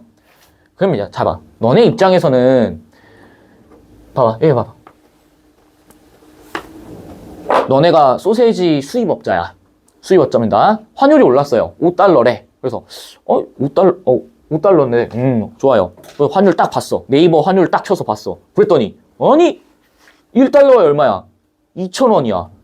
그 이전까지는 얼마만 줬으면 되는데 1,000원. 그러니까 여기서 5,000원만 줬으면 되는데 갑자기 얼마를 주라는 거야? 10,000원을 달라고 하는 거야. 얼마 차이가 나요? 2배 차이가 나지. 5,000원 차이가 나지. 내가 얘기했다. 모든 경제 주체들은 손해를 지려고 해, 안 지려고 해? 안 지려고 한다고. 이해됐어? 그러면은 당연히 너무 비싸졌으니까 어떻게 하자라고 얘기할래? 좀 깎아주쇼. 이렇게 얘기하겠지. 이해됐니? 그래서 외국에서 우리 상품의 외화 표시 가격을 당연히 어떻게 하겠니? 낮추겠지. 그럼 봐봐. 뭐 대충 한 뭐 2.5달러로 줄여, 4달러? 3달러 이렇게 줄였다고 해볼게. 그럼 당연히 뭐 한 8,000원 언저리에서 형성되겠죠? 맞니? 뭐 3달러면은 당연히 뭐 6,000원 되겠네, 6,000원. 이렇게 잡히겠지. 이해되세요? 근데 잘 봐. 너네가 생각을 해보세요. 원래 5달러짜리 소세지를 사는 사람이었어. 그런데 갑자기 어느 날 가보니까 3달러로 줄어들었어. 그럼 니들 입장에서 어떨래? 너네가 외국에 살고 있어. 맨날 월마트 이런 데 가면은 5달러짜리로 팔았단 말이야. 소세지를. 한국산 소세지를. 아씨, 비싸. 이렇게 했는데 갑자기 그 다음날에 가니까 3달러로 떨어져 있네? 그럼 니는 어떻게 할래? 개꿀. 개꿀. 원래는 한두 명만 사던 게 갑자기 한 3-4명이 더 사겠지. 그럼 당연히 만약에 이걸로 기준을 잡아봐. 원래 막 한두 개 사던 거야. 근데 갑자기 6,000원을 바꿔서 3-4명이 더 사. 그럼 훨씬 더 회사 입장은 어때? 이득이지. 개이득이지. 그래서 어때? 수출량이 어떻게 돼요? 늘어나서 수출액이 어떻게 돼? 증가하는 거지. 이해됐니? 이해됐어? 봐봐. 동시에 수입 상품의 원화 표시 가격은 상승해. 무슨 얘기야? 수입 상품의 원화 표시 가격이 상승했대. 입장 바꿔놓고 보는 거야, 이제. 어디 입장에서 보는 거야? 여기 입장에서 보는 거죠. 우리나라 입장에서. 이해돼? 원래는 5달러에 5,000원짜리 살 수 있었어요. 그런데 환율이 올라가는 바람에 이제 우리는 얼마를 줘야 되는 거야? 10,000원을 줘야 되는 거야. 내 지갑에서 더 많은 돈이 빠져나간다고. 존나 슬프겠지. 이해돼? 그래서 원화 표시 가격은 상승해서 수입품을 당연히 덜 쓸 거니까 수입액이 어떻게 돼? 감소하는 거겠지. 이해됐어? BMW를 예시로 들어봐. 원래 1억이었는데 1억 2천원 올랐어요. 쓰겠니 안 쓰겠니? 안 쓴다고. 그런데 이와 같이 환율 상승이 항상 경상수지를 개선할 수 있는 것 같지만 반드시 그런 것도 아니야. 이렇게만 보면 너무 완벽하잖아요. 안 그래? 환율이 올랐네? 개꿀. 수입액이 줄어들어. 우리가 나가는 돈이 줄어들어. 대신 우리가 외국에서 들여오는 외화량은 증가해. 이거야말로 완전 개꿀따리 개꿀따 아니냐고. 하지만 무조건 항상 그런 것은 아니다. 이게 핵심이지. 보세요.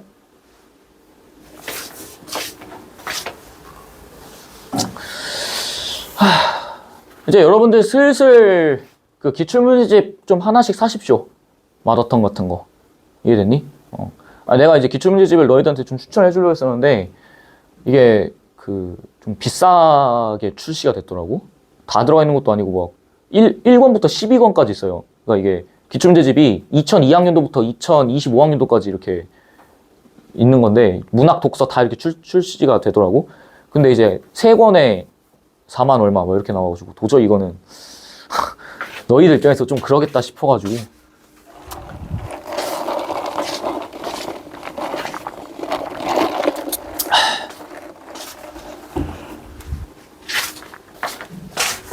보세요. 야, 무조건 이거 사라.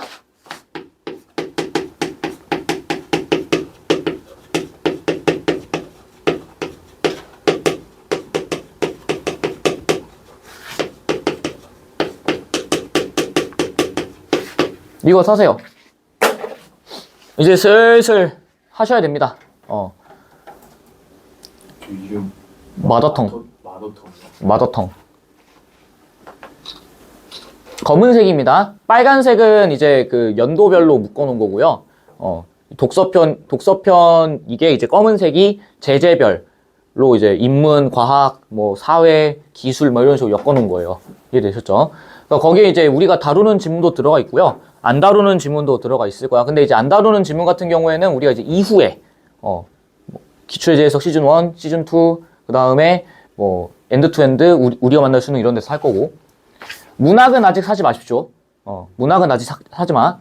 일단 독서 위주로. 지금은 독서에다가 시간을 좀 많이 투자해야 돼. 이해됐니? 그래서 너네가 문제 풀 때 이거를 그냥 풀고 버리고 쓰시면 안 돼요. 그러면 안 사는 게 나아, 차라리.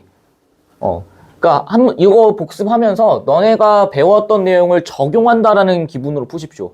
이해됐니? 적용한다는 기분으로. 반드시 그래야 돼.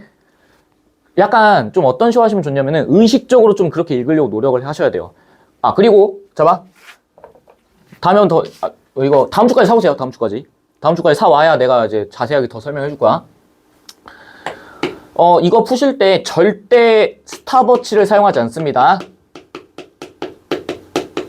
절대 스탑워치를 사용하지 않는다. 이해되셨어요? 거기 이제 마더통 보면은 오른쪽 상단에 조그만하게 뭐 7분, 내지는 뭐 4분, 뭐 6분 막 이런 식으로 적혀 있어. 그런 거 지금 절대 신경 쓸 때가 아니야. 이해됐니? 그거 신경 쓰면 망해요. 필연적으로 망한다. 절대 스탑워치 쓰지 않습니다. 이해되셨죠? 한 지문이라도 좋아. 너네가 이제 우리가 배웠던 지문 말고도 다른 지문이 있을 테지만 그 기출문제집 내에서 너네가 뭔가 읽고 이해하는 능력을 계속 길러야 돼. 이해가 안 가잖아. 그럼 뒤에 해설지 또 다시 나와 있거든요. 해설지 보면서 사고를 다시 잡아가. 그렇다고 해서 야 진짜 최악의 방법이야. 내가 이제 옛날에 전에 봤던 애가 어땠냐면은 기출문제집 이렇게 있어요. 막 이렇게 뭐 나와 있잖아. 이렇게 해놔. 해설지를 딱 분리해요. 갖다 놔. 그리고 똑같이 갖다 놓고 뭐 이러고 있어. 최악입니다. 지문에 있는 문장 하나 읽고 해설지 보고 지문 하나 읽고 해설지 보고 절대 실력 안 늘어. 이해됐니? 그럴 거면 그냥 공부를 하지 마. 그 시간에 차라리 수학 공부를 해. 등차수열, 등비수열을 하나씩 더 외워. 그냥 그게 나아. 이해됐니? 절대 스탑워치 쓰지 마시고 해설지는 진짜 모르겠을 때 머리를 쥐어 짜냈을 때 보시고 일단은 요거 마더통 독서 이거 사시는 걸로 합니다. 다음 주까지 봅시다. 그래서 환율이 올라도 단기적으로는 경상수지가 오히려 악화되었다가 잘 봐. 이게 중요하지. 어떤 거? 오히려 악화되었대. 그럼 이 말은 뭐야? 이것보다 뭐가 더 많아졌다는 얘기니? 수입액이 더 많아졌다 이 얘기지. 유출되는 돈이 더 많아졌다 이 얘기죠. 그러다가 점차 개선되는 경우가 있는데 이를 그래프로 표현하면 뭐가 된다? J자 형태가 된대요. 너네 그 보기에도 나오잖아? 그거를 J커브 현상이라 한대요. 그냥 J자 형태가 되니까 J커브 현상인가 보지.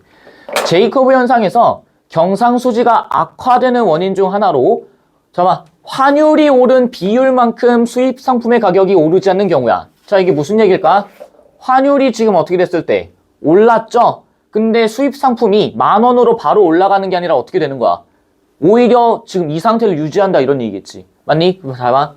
이는 환율 상승 후 상당 기간 동안 외국 기업이 매출 감소를 우려해 원화 표시 가격을 바로 올리지 않는다고. 무슨 얘기야? 잘 봐. 헤이. 야, 원래 5달러짜리 과자가 있었어요. 이거를 우리나라에서 샀으면 얼마에 사는 건데? 5,000원에 사는 거였지. 맞니? 근데 환율이 1달러에 2,000원이 됐어. 그럼 잘 봐. 원래 모든 경제 주체들은 손해보는 거를 극도로 싫어한다라고 얘기했었죠. 근데 잘 봐. 이걸 그냥 냅다. 그 다음 달부터 이제부터 10,000원에 받겠습니다. 딱 해버린 거야. 그럼 갑작스럽게 가격이 확 올랐지. 니들 같으면은 그 과자 사겠니? 안 사겠니? 안 사죠. 안 사지. 이해돼? 계속 5,000원으로 유지를 하다가 사람들이 좀 익숙해질 때쯤 조금씩 올리겠지. 이해되셨어요? 잘 봐. 또한 소비자들의 수입 상품 소비가 가격 변화에 따라 줄어들기까지는 상당 기간이 소요된대. 아하, 왜 그럴까? 잘 봐. 가격 변화에 따라 줄어들기까지는 상당한 시간이 걸려. 왜 그래? 가격이 갑자기 오르면은 당연히 사람들이 안 쓰겠지만은 조금씩 올리면 어떻게 될까? 조금씩 올리면은 좀 비싼데? 그래도 뭐 이거만한 게 없으니까. 좀 비싼데? 그래도 이거만한 거 없으니까. 이거만한 거 없으니까. 이거만한 거 없으니까. 이거만한 거 없으니까. 그러면은 물건을 파는 회사 입장에서도 훨씬 마음의 준비를 할 수 있을 거고 자기들의 매출액이 갑자기 떨어진다든지 이런 현상들은 상대적으로 덜 발생하겠죠. 이해됐니? 그리고 잘 봐. 그뿐만 아니라 국내 기업이 수출 상품의 외화 표시 가격을 낮추더라도 잘 봐. 수출 상품의 외화 표시 가격을 낮춰요. 일로 봐봐. 5달러에 5,000원이었어. 5달러에 10,000원 됐어요. 아니 잠깐만. 그러면은 외국 애들 입장에서는 이 돈 주고 살래? 이 돈 주고 살래? 하면 뭐 주고 살래? 이거 위에 돈 주고 살래? 아래 돈 주고 살래? 하면 너희들 같으면 뭐 고를래? 위에 고르겠지. 맞아? 그럼 외국 애들 입장에서는 야 우리 원래 5,000원에 사는 거였으니까 그냥 5,000원에 넘겨 이렇게 가는 거야. 그럼 잘 봐. 여기 환율 기준으로는 5,000원이려면 얼마여야 되니? 이거 위에 신경 쓰지 봐봐. 요 교환 비율로 따졌을 때 5,000원이 되려면은 몇 달러여야 돼요? 2.5달러여야 되지. 이해됐어? 2.5달러여야 돼. 그럼 잘 봐. 어딨노? 그뿐만 아니라 국내 기업이 수출 상품의 외압 표시 가격을 낮춥니다. 이런 식으로. 외국 소비자가 이를 인식하고 소비를 늘리기까지는 다소 어때? 시간이 걸려. 이유인즉슨 잘 봐. 야 너네가 인생 살면서 만년필이라는 걸 사본 적이 있니? 없죠. 이유가 뭐야? 만년필을 쓸 일도 없고 너희들한테는 어떤 훌륭한 대체제가 있어요. 볼펜. 훌륭한 대체제가 있잖아. 근데 너네가 만약에 원래 볼펜을 2,000원에 주고 샀어. 근데 갑자기 너네 다이소로 간 거야. 근데 만년필이 있는 거야. 근데 만년필이 훨씬 더 볼펜보다는 튼튼하고 지속력이 좋거든요. 그럼 잘 들어봐. 원래 만년필이 뭐 한 8,000원씩 이렇게 했었어. 근데 가격이 계속 떨어집니다. 근데 너네가 그동안에는 다이소에 가도 그다지 이렇게 눈여겨보지 않았단 말이야. 근데 어느 순간에 계속 꾸준히 내려오고 있었는데 어느 순간에 보니까 어떻게 보여? 볼펜 값이랑 만년필 가격이랑 어떻게 되는 거야? 비슷해져 버리는 거야.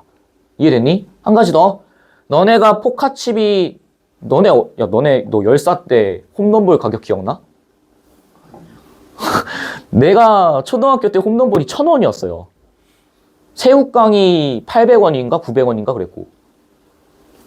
나 초등학교 4학년 5학년 이때. 근데 지금 새우깡 얼마냐? 1,800원인가 그러지 않아요? 근데 잘 봐. 나는 어렸을 때 기억은 900원이에요. 그런데 1년, 2년, 3년, 4년, 5년 지나서 거의 한 10몇 년이 지난 상태에서 보면은 어때? 그냥 별 생각 없죠? 안 그러니? 너네 혹시 그 오징어 숏다리 알아? 그 딱딱한 거? 약간 달짝지근해가지고 딱딱한 그 5개짜리 이렇게 있는 그 있잖아요. 그거 나 어렸을 때 1,000원이었거든? 근데 편의점 가니까 4,500원이더라? 이 무슨 해괴망측한 가격이야? 우리 엄마가 이제 나 어렸을 때 그거를 이제 간식으로 많이 주셨어. 퇴근하고 난 다음에 스트레스 받아가지고 학원 끝나고 이제 니들 같은은 아니지. 초등학교 중학생 잼민이들 이제 9시 10시까지 상대하다가 집에 왔단 말이야. 얼마나 스트레스를 받아. 우리 엄마가 이제 술을 안 하셨단 말이지 그때 당시에는. 그러니까 이제 스트레스 받으니까 옥수수 뜯어먹고 이제 막 그 오징어 숏다리 뜯어먹고 막 이랬단 말이야. 그때 1,000원이었어. 나 분명히 기억해. 근데 얼마 전에 내가 그 맥주 한 캔 사려고 이제 좀 편의점 갔는데 육포랑 뭐 땅콩이랑 해가지고 이렇게 붙어 있는 거야. 그래서 딱 봤어. 봤더니 숏다리가 이렇게 있어. 그래서 오랜만에 숏다리 한번 먹어볼까 하고서 가격을 보니까 4,500원이야. 얘병 지금 3,500원 올랐어요. 3,500원. 아 어떻게 이러지? 잘 봐. 외국 소비자가요 이를 인식하고 소비를 늘리기까지는 또 시간이 걸려. 당연하다고 이거는. 그러나 제이컵의 형태가 보여주듯 당초에 올랐던 환율이 지속되는 상황에서 어느 정도 시간이 지나서 무엇이 이루어지면 가격이나 물량의 조정이 이루어진다면은 경상수지는 결국 어떻게 된다? 개선된다 이 얘기지. 이해됐니? 이런 상태가 계속 유지가 되면은 당연히 사람들은 바뀐 환율에 맞춰서 오르락내리락 하다가 최종적으로는 안정된 상태로 가겠지. 그걸 지금 여기서 얘기하는 거죠. 이해됐어? 봐봐. 한편 제이커브 형상과는 별도로 환율 상승 후에 얼마간의 기간이 지나더라도 이거 봐. 제이커브 현상과는 어떻대? 별도다 이런 얘기 나오지. 그럼 앞에 있는 어떤 흐름과는 좀 다른 의미를 얘기하는 거 있지. 그래요, 이거 봐. 환율 상승 후에 얼마의 기간이 지나더라도 원래 제이커브 현상에서는 개선된다고 했는데 여기서 뭐라니? 개선을 뭐 하는 경우? 이루지 못하는 경우라고. 그러면 너의 머릿속에 확 지나가겠지. 경상수지가 개선되려면은 환율이 올라야 되는 거고. 그럼 환율이 오르면 당연히 경상수지가 개선되겠지라고 생각하다가 다른 케이스가 또 나오는 거죠. 이걸 우리 뭐라 부르겠어? 예외라고 부르겠지. 이해됐니? 이게 예외죠, 예외. 당연히 시험에 나오겠지. 뒤에도 나오죠. 첫째, 상품의 가격 조정이 일어나더라도 국내외의 상품 수요가 가격에 어떻게 반응하는가 하는 수요 구조에 따라 경상수지는 개선되지 못한대. 아, 잘 봐.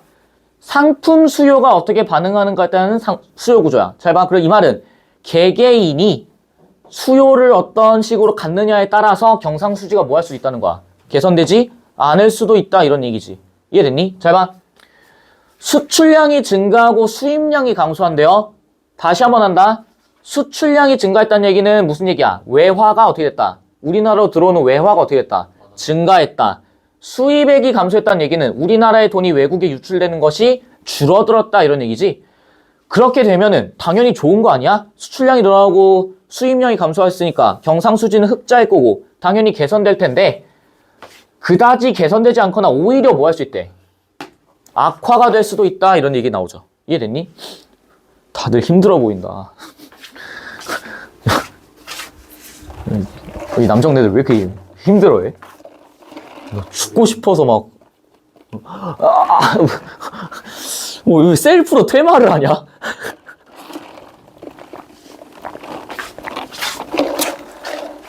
아니 보고 있는데 좀 안쓰러워. 이러면서 뭐 하는 거야? 아이고 배터리가 왜 없어? 잠깐만 기다려봐.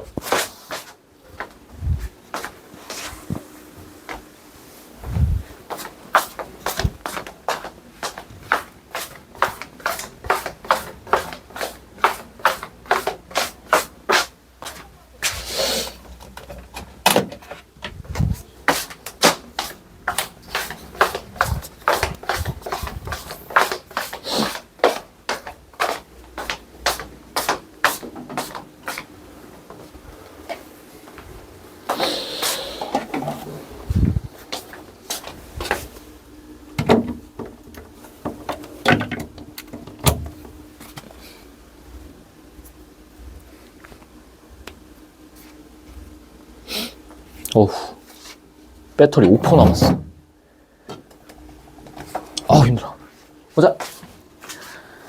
둘째, 장기적 차원에서는요, 보세요. 수출 기업이 환율 상승에만 의존해서 품질 개선이나 원가 절감 등의 노력을 계속하지 않아. 무슨 얘기니? 환율이 올랐으니까 우리가 받을 수 있는 원화 가격이 뭐 올라갔죠. 그럼 얘들 입장에서는 환율만 올라가기를 뭐 하는 거야? 바라는 거겠지. 맞니? 그래서 그런 식으로 노력을 하지 않는다면은 경쟁력을 잃어서 오히려 뭐 할 수 있는 거야? 약화될 수도 있는 거겠지. 이해됐니? 내가 이제 전에 중소기업에서 일할 때, 회사 이름을 말하면 안 되겠지? 하이드 땡땡땡땡땡땡 라는 회사가 있었어요. 이야기하지 않을 거야. 하이드 땡땡땡땡땡이라는 회사가 있었어요. 인천에 있는 모 회사였어. 근데 여기가 이제 그 밸브를 이제 파는 그런 회사였거든. 이 밸브가 뭐였냐면요. 그 이런 거 있잖아. 막 너네 굴삭기나 압축기 이런 거 있죠. 뭐 그런 이제 중장비에 들어가는 것부터 시작해서 이제 막 그 하다못해 그런 것도 있어. 유압 밸브가 있고 공압 밸브가 있는데 유압 밸브 중에 뭐가 들어가냐면은 너네 그 S-오일 뭐 이런 데 있죠. 정유소 이런 데 있지. 그런 데에서 쓰는 조그만한 어떤 밸브도 이제 만들고 그랬단 말이야. 그래가지고 이제 막 이런 거 있지. 만약에 내가 그 어디 주유소로 가서 총으로 이제 그 주유를 할 거 아니니? 그 주유건에 들어가는 것도 밸브가 들어간단 말이야. 이래? 그런 거 만드는 회사였어요. 근데 그때가 언제였더라? 2018년에서 2019년 이 사이였어. 근데 여기 회사의 특징은 그냥 무조건 수출보다는 내수기업, 그러니까 이제 우리로 따지면 현대, 두산이랑 현대가 주된 고객사였어. 두산모트롤이라는 지금 이제 다른 데 합병된 데가 있는데 그 두산모트롤에 이제 이런 그 밸브를 납품하는 그런 회사였어요. 근데 이때 어떤 일이 벌어졌냐면은 환율이 갑자기 올라간 거야. 그래서 환율이 정확히 기억은 안 나지만은 몇 주 연속으로 계속 올라가는 시기가 있었어. 그래가지고 이제 여기 회사 입장에서는 밸브를 이제 직접 생산하는 게 아니라 밸브를 이제 수입을 해오는 입장이었어요. 밸브 수입. 이 밸브를 어디에서 수입해왔냐면은 미국에서도 수입해오고 본사가 이제 저기 어디였더라? 독일이었나? 그랬을 거야 아마. 독일에서 막 수입을 해왔어. 그래서 밸브를 가지고 와서 그 밸브를 이제 가공을 해가지고 이제 다른 어떤 어셈블리랑 이제 결합을 해서 물건을 파는 약간 이런 식이었단 말이야. 근데 생각을 해봐. 야, 모든 원자재가 다 수입이라고 생각해보세요. 환율이 올라갔어. 그럼 어떻게 될까? 환율이 올라갔어. 우리가 지불해야 되는 돈이 어떻게 돼요? 그만큼. 많아지는 거야. 골 때리는 거예요. 원래는 5,000원 주고 살 수 있는 물건이 이제 10,000원 주고 사야 되는 거야. 그래가지고 그때 회의를 했더니 아직도 기억나. 회의에서 이런 얘기 했어. 그때 부장이 그런 얘기 했어요. 우리 이번에 그 4분의 3분기 실적을 계산을 해보니 순이익이 100만 원이 채 나오지 않았습니다. 이런 얘기하는 거야. 아니, 장난하나. 아니, 어떤 회사가 순이익이 100만 원이었나? 그럼 접어야지. 근데 이제 실제로 그 얘기했어. 지금 원래였으면 접어야 된다. 접어야 되는데, 지금 우리가 달려있는 게 많고, 뭐 모트롤이나 이런 데랑 이제 잘 좀 일이 풀리면은 괜찮아질 거다. 그러면서 이제 막 정신 승리를 했지. 그리고 내가 그러고 난 다음에 19년에 여기를 그만뒀거든요. 19년 4월에. 근데 그리고 나서 그 다음에 2020년에 내가 전역을 했단 말이야. 근데 2020년에 이제 어떤 애한테 내가 여기 다니던 그 회사 나랑 동갑이었던 애한테 전화가 왔어요. 야, 니 뭐 하고 사냐? 뿅이야, 니 뭐 하고 사노? 전화가 온 거야. 그래서 왜? 그러니까 야, 회사 망했다 이러는 거. 회사 망했다 이러는 거. 뭔 개소리야 이러는 거. 계속 이게 지속돼가지고 결국에는 문을 닫았더라고. 그래가지고 이제 정리해고죠, 정리해고. 그러니까 처자식이 딸려 있는 일부 사람, 그리고 이제 그 나이를 좀 많이 먹어서 막 40대쯤 되고 뭐 50대 이렇게 된 사람들은 그만둔다고 해서 어디 갈 데가 없잖아요. 그러니까 그런 사람들만 남겨놓고 나머지 좀 젊은 20대, 30대는 다 내보낸 거야. 그렇게 돼버렸더라고. 충격, 아직도 기억나. 걔가 이제 그 기기공고 나온 애였어요. 걔도 이제 인천에 있는 모 공고를 나온 애였는데, 얘가 이제 나한테 전화를 하는 거야. 그래가지고, 야, 형이야, 그 취업하려면 뭐 해야 되냐? 뭐 이렇게 물어보는겨. 그래서, 왜 나한테 물어봐? 이랬지. 안 친했어. 별로 안 친했어요. 왜 나한테 물어봐? 이러니까 막. 아, 니 그래도 막, 인하대 다니고 하니까 뭐 잘하지 않냐? 뭐 이러면 뭐 하는 거. 몰라, 이 새끼야. 나도 취업해야 돼, 임마. 막 이랬었어, 그때는. 참. 그러고 나서 이제, 얼마 전에 이제 검색을 해보니까, 사실상 그거를 이전을 했더라고. 또 다른 데로. 더 작은 데로. 회사가. 견디지 못한 거죠. 그래서 이제 그걸 보면서 갑자기 이 생각이 났어.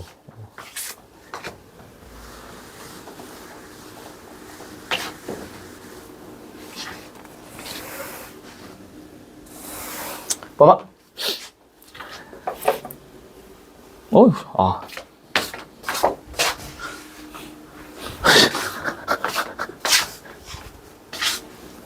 좀 헷갈려. 보세요. 우리나라의 경우 환율은 외환시장에서 결정되나 정책 당국이 필요에 따라 간접적으로 외환시장에 개입하는 환율 정책을 구사한대. 자, 봐. 여기 나와 있어. 뭐라 나와 있어? 간접적이라고 나와 있죠. 우리 앞서서는 정부가 직접 개입한다 막 이런 얘기 나왔잖아. 근데 왜 여기서는 간접적으로 개입할까? 환율 시장은 우리나라만 있는 게 아니지. 다른 나라도 낑겨 있죠. 맞아? 그러다 보니까 얘는 직접 나서가지고 뭘 할 수가 없어요. 여기 봐봐. 경상수지가 적자 상태래. 수입액이 더 많은 상태야. 일반적으로 무슨 정책? 고환율 정책. 무슨 얘기니? 환율이 어떤 상태를 원하는 거야? 높은 상태를 원하는 거겠지. 그러나 이상에서 언급한, 위에서 언급한 환율과 경상수지 간의 복잡한 관계 때문에 환율 정책은 신중하게 검토되어야 합니다. 잘 봐. 그럼 적자 상태일 땐 왜 고환율 정책을 선호하는데? 우리가 빠져나가는 돈이 많지? 맞아? 빠져나가는 돈이 많으니까 어떻게 해야 된다는 얘기야. 높여서 어떻게 하자? 줄이자 이 얘기지. 맞니? 물건의 값어치를 올리자 지금 이런 얘기잖아. 그리고 앞에서도 얘기 나왔었죠. 사람들이 환율을 올린다고 했을 때 외국에서 당연히 달러 값을 줄일 것이다. 하지만 사람들이 그거에 직접적으로 반응한다기보다는 달러 값을 낮추면은 사람들이 오히려 뭐 할 수 있다. 더 많이 뭐 할 수 있다. 살 수 있다. 이런 얘기 나왔었지. 5달러에서 2.5달러로 줄어들게 되면은 평소에는 안 사던 사람들도 한도씩 더 사게 되니까 결론적으로는 수출액이 어떻게 될 것이다. 증가할 것이다. 이런 얘기 했었잖아. 맞니? 그래서 but 그렇게만 굴러가는 게 아니지. 이상적으로만 굴러가는 게 아니죠. 예외도 존재하고 개선이 안 되는 경우도 있고 제이커브 현상도 있고 엄청나게 많아. 그래서 당연히 뭐 해야 돼? 신중하게 검토돼야 되는 거겠지. 이해됐니? 문제로 가볼까? 34번. 여기 보세요. 환율 상승에 따르는 수입 상품의 가격 변화. 아까 했었죠? 올라간다, 수입 상품은. 경상수지 개선을 위한 고환율 정책의 필연성. 잘 봐. 필연이란 얘기가 뭐예요? 필요하다. 반드시 뭐 한다는 거야? 일어난다. 맞아? 필연의 반대말 뭐? 우연. 필연이란 얘기는 경상수지 개선을 위해서는 반드시 뭐 해야 된다는 얘기야? 고환율 정책을 써야 된다 이런 얘기지. 맞아? 근데 우리 마지막에 나왔었어. 뭐라 나왔니? 일반적으로란 말 나왔었지. 맞아? 일반적으로. 그럼 이 얘기는 일반적이란 얘기는 당연히 뭐도 있다. 예외 상황도 존재하니 얘는 반드시 일어나야 되는 것이 아니라 그렇지 않다라고 이야기해야겠지. 그래서 필연성이 아니라고. 이건 단어의 문제였어. 단어의 문제. 이해됐니? 가격 변화할 때는 외국 소비자에 지체되면 그쵸? 즉각적으로 리액션 안 나와. 국내외 수요 구조가 경상수지에 미치는 영향. 그쵸? 수요 구조에 따라서 경상수지가 개선될 수도 있고 아닐 수도 있고. 환율 상승이 경상수지에 미치는 영향에 대한 일반적인 기대. 일반적인 기대는 어떤데? 환율이 올라가면 뭐 할 것이다? 경상수지가 개선될 것이다 라는 기대. 이해되셨죠? 35번. 얘 봐. 보세요. 제이커브 현상을 이해해야 돼. 잘 봐. 우리 아까 제이커브 현상이 어떤 것 때문에 그랬니? 원래대로 하면은 환율이 올라감에 따라서 즉각적으로 경상수지가 개선될 것이다 라고 생각을 하는데 그렇지 않은 경우도 존재한다고 얘기했었지. 그래서 일시적으로 경상수지가 약화되다가 결국엔 어떻게 된다? 개선된다 이런 얘기 나왔었잖아. 맞니? 그럼 보세요. 수입 상품 가격의 상승 비율이 환율 상승 비율에 가까울수록이란 얘기는 잘 봐. 왜 이런 현상이 발생한다고 얘기했어? 왜 사람들이 즉각적으로 반응을 안 해? 만약에 이렇게 바로 바꿔버리면은 수출하는 기업 입장에서도 사람들이 안 살 거라 생각하니까 딜레이 시킨다라고 얘기했고 수입을 하는 입장에서도 갑작스럽게 이거를 바꿔버리면은 문제가 발생하니까 조금씩 낮춘다라고 얘기했었지. 맞니? 그럼 잘 봐. 환율 상승 비율에 가까워진다는 얘기는 환율이 여기 나와 있는 상품 가격과 함께 움직인다 이런 얘기겠지. 맞아? 그런데 바로는 못 바꾸고 시간이 어떻게 돼야 돼? 시간이 어떻게 돼야 돼요? 지나야겠지. 맞니? 시간이 지나야 이 비율에 가까워진다고. 그래서 A의 고리 그럼 어떻게 되겠니? 지금 이 상황 뭐야? 깊죠? 무슨 상황이야? 경상수지가 어떻다는 거니? 경상수지가 어때? 좋아, 나빠? 나쁘지? 맞아? 그런데 계속 이 비율로 가게 되면은 조금씩 하면서 결국엔 어디에 가까워지겠어? X축에 가까워지겠지. 이해됐어? 그래서 맞는 말이라고. 이해됐죠? 수출 기업의 품질 및 원가 경쟁력이 강화된대. 그럼 이 말은 어디 나가서 환율 가격이 좀 바뀐다고 한들 크게 데미지를 안 입겠네. 맞니? A 구간이 넓어지는 게 아니라 어떻게 되겠어? 좁아지겠죠, 당연히. 조금만 겪고 이렇게 올라가겠지. 이해됐죠? 디귿바 이런 게 이제 너네가 좀 헷갈려 할 수 있어.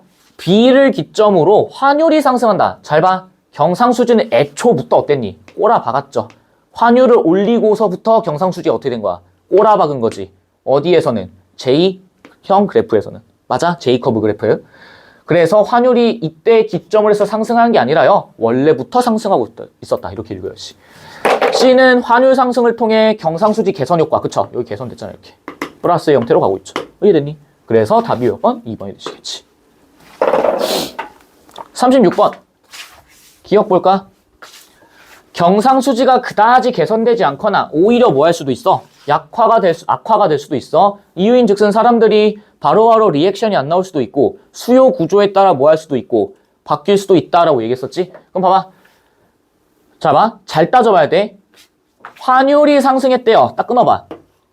환율이 상승했다는 걸 우리는 원인이라고 한번 읽어볼게. 이게 있으면 국내외 상품의 수요 구조에 따라 수출 상품의 가격 조정이 발생할 수 있는데 이거 뭐예요 이게? 선행이 뭐예요? 먼저 실행이지. 이것보다 이게 먼저 실행된다. 말 돼 안 돼? 안 돼요. 환율이 상승하더라도 국내 기업은 얼마나 안정적인지 관찰한 후 가격을 조정한다? 잘 봐. 국내외 기업이 환율이 안정적인지를 보는 게 아니라, 야, 얘들은 환율 그걸 보는 게 아니라 뭘 신경 써야 돼? 소비자들을 신경 써야 되는 거 아니야? 맞니? 소비자들이 갑자기 내 물건을 안 사줘. 그러면은 당장 손해가 커지겠지. 맞아? 그래서 환율이 안정적인지를 관찰하는 게 아니라고. 환율의 문제가 아니라고, 지금. 이해됐어? 한번 봐. 환율이 상승하도록 경우에 따라서는 수요가 가격에 뭐 할 수도 있어. 민감하지 않을 수도 있지. 어떤 게 있을까? 잘 봐. 너네가, 나도 물론 명품을 사본 적이 없는데, 만약에 너네가 무슨 꼼대 맞나? 꼼대도 명품인가? 이거 있잖아, 이거. 이렇게 생겨가지고 여기 눈깔 이렇게 달려있는. 꼼대 맞냐, 이거? 맞아요? 몰라요. 나도 잘 몰라, 아씨. 아니, 뭐, 이런 거 막. 뭐였죠, 이거? 입생노랑, 뭐. 샤넬. 아, 이 정도로 나는 명품을 무지 아는 게 없어. 봐봐, 야, 샤넬 이렇게 있어요. 근데 뭐, 백 하나에, 정확히 얼마인지도 모르겠지만, 막 1,700만 원 했다 쳐. 예전 뭐, 필립 파텍, 뭐, 시계가 1,700만 원 했다 쳐. 근데 이게 1,900만 원 올랐어. 나 같은 이제 소시민들이야. 1,900, 200만 원이 올랐어! 이러지. 우리 부잣집 사람들은 어때? 간의 기별이나 가겠냐, 이거? 이분들한테는요, 1,700만 원, 1.7만 원 약간 이런 느낌이더라고. 17,000원 약간 이런 개념이더라고요. 별 의미 없는 거야. 이해돼? 안 바뀐다고. 2배씩 뛰어야겠지. 내가, 아니, 이게 경제 얘기를 하려면은요, 좀, 이런저런 얘기가 많이 필요한데, 너네 혹시 그, 부산에, 저기, 그 센텀시티라는 데 가본 적 있니? 해운대 근처에? 해운대는 가봤지? 가봤어? 아씨, 그래? 여기서 센텀시티 가본 사람. 가봤어? 너네 그 센텀시티 신세계백화점 가봤니, 혹시? 그 신세계백화점을 가면요, 거기 센텀시티에 1층을 딱 들어가면은 다 명품이야. 다 명품. 샤넬 뭐부터 시작해가지고 쫙 깔려있거든. 그리고 1층에 끄트머리에 가면 뭐가 있냐면요, 시계 파는 데가 있어.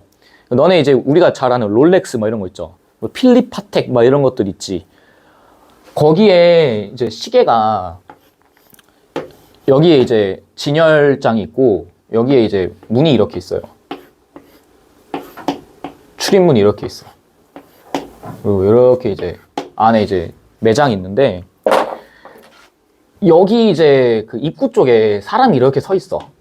서서 이제 그 약간 기다리고 있는 거야. 손님들 들어오면은 약간 이러면서 이제 막 하는 이런 분이 한 명 계시고, 여기 이제 바깥 진열대에 여기 이제 전등이 이렇게 달려 있어. 그리고 여기에 이제 진열대가 이렇게 있습니다. 진열대가 이렇게 있어. 그리고 여기에 이제 그 시계, 그러니까 롤렉스나 아니면은 필리파텍 같은 이제 시계가 이렇게 놓여 있어. 딱 3개가 이렇게 놓여 있었어요. 궁금하잖아. 롤렉스나 필리파텍의 시계 가격은 얼마일까 하면서 들여다봤어. 가격표가 이렇게 또 붙어 있거든. 왜 가격표를 딱 봤다? 아니, 새해도 뭐가 숫자가 끊이질 않는 거야. 1, 10, 100, 1000, 만, 10만, 100만, 1000만, 억, 막 이렇게 붙어 있는 거야. 공이 막 이렇게 붙어 있는 거예요. 아니, 도대체 어떤 인간이 1억 7천짜리 시계를 사. 근데 존나 놀라운 거 뭔지 아니? 가가지고 거기서 사서 나오는 사람이 있었다는 거야. 그리고 여기를 들어가기 위해서 사람들이 이렇게 줄을 서 있었어요. 난 충격받았어. 아니, 도대체 뭐지? 그때가 2020년인가 그랬어. 4년 전, 5년 전, 4년 전이 됐단 말이야. 아니, 명품 가게에 사람들이 다 줄 서 있어. 뭐, 입생로랑 이런 데도 줄 서 있고요. 샤넬에도 줄 서 있고요. 다 줄 서 있어. 나만 제일 가난해. 그리고 약간 그 현타 오는 거야. 그래가지고 이제 바로 뛰쳐나와가지고 이제 그 신세계백화점 저기 3층인가? 4층에 찜질방이 있어요. 럭셔리한 찜질방 하나가 있어. 거기 온천수가 나오거든. 거기 가지고 몸을 조졌지, 이렇게. 아, 인생 하면서 이제 약간. 진짜 충격이었어, 진짜로. 그 사람들은 이 가격이 안 민감하다니까? 나야 이제 가성비, 킹성비, 개성비를 따지는 사람이고, 여기 있는 사람들은요. 아이, 개성비가 중요한 게 아니야. 이 사람들한테 뭐가 중요한 거예요? 내가 이런 시계를 들고 있습니다가 중요한 거지. 그지 같은 거.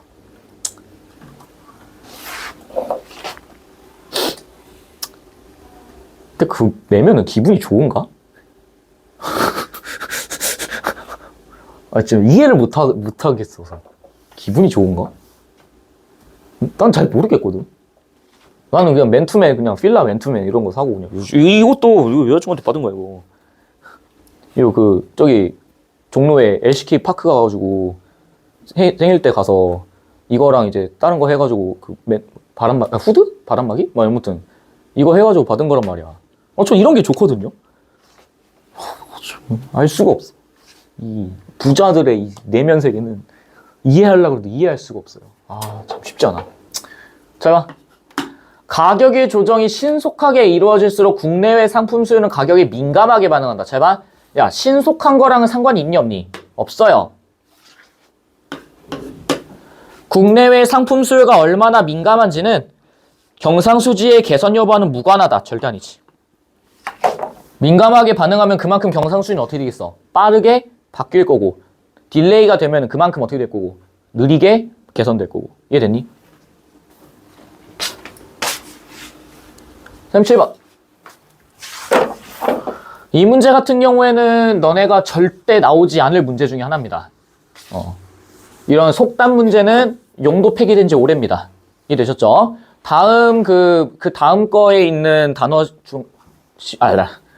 문제가 나오지. 지금 이런 이제 속담 문제는 용도 폐기됐습니다. 부적합하다고 판단이 돼서요. 답은 1번입니다. 우연성에 기댄다 이런 얘기입니다. 2, 3, 4, 5번은 알아서 하시면 돼요. 이해됐니?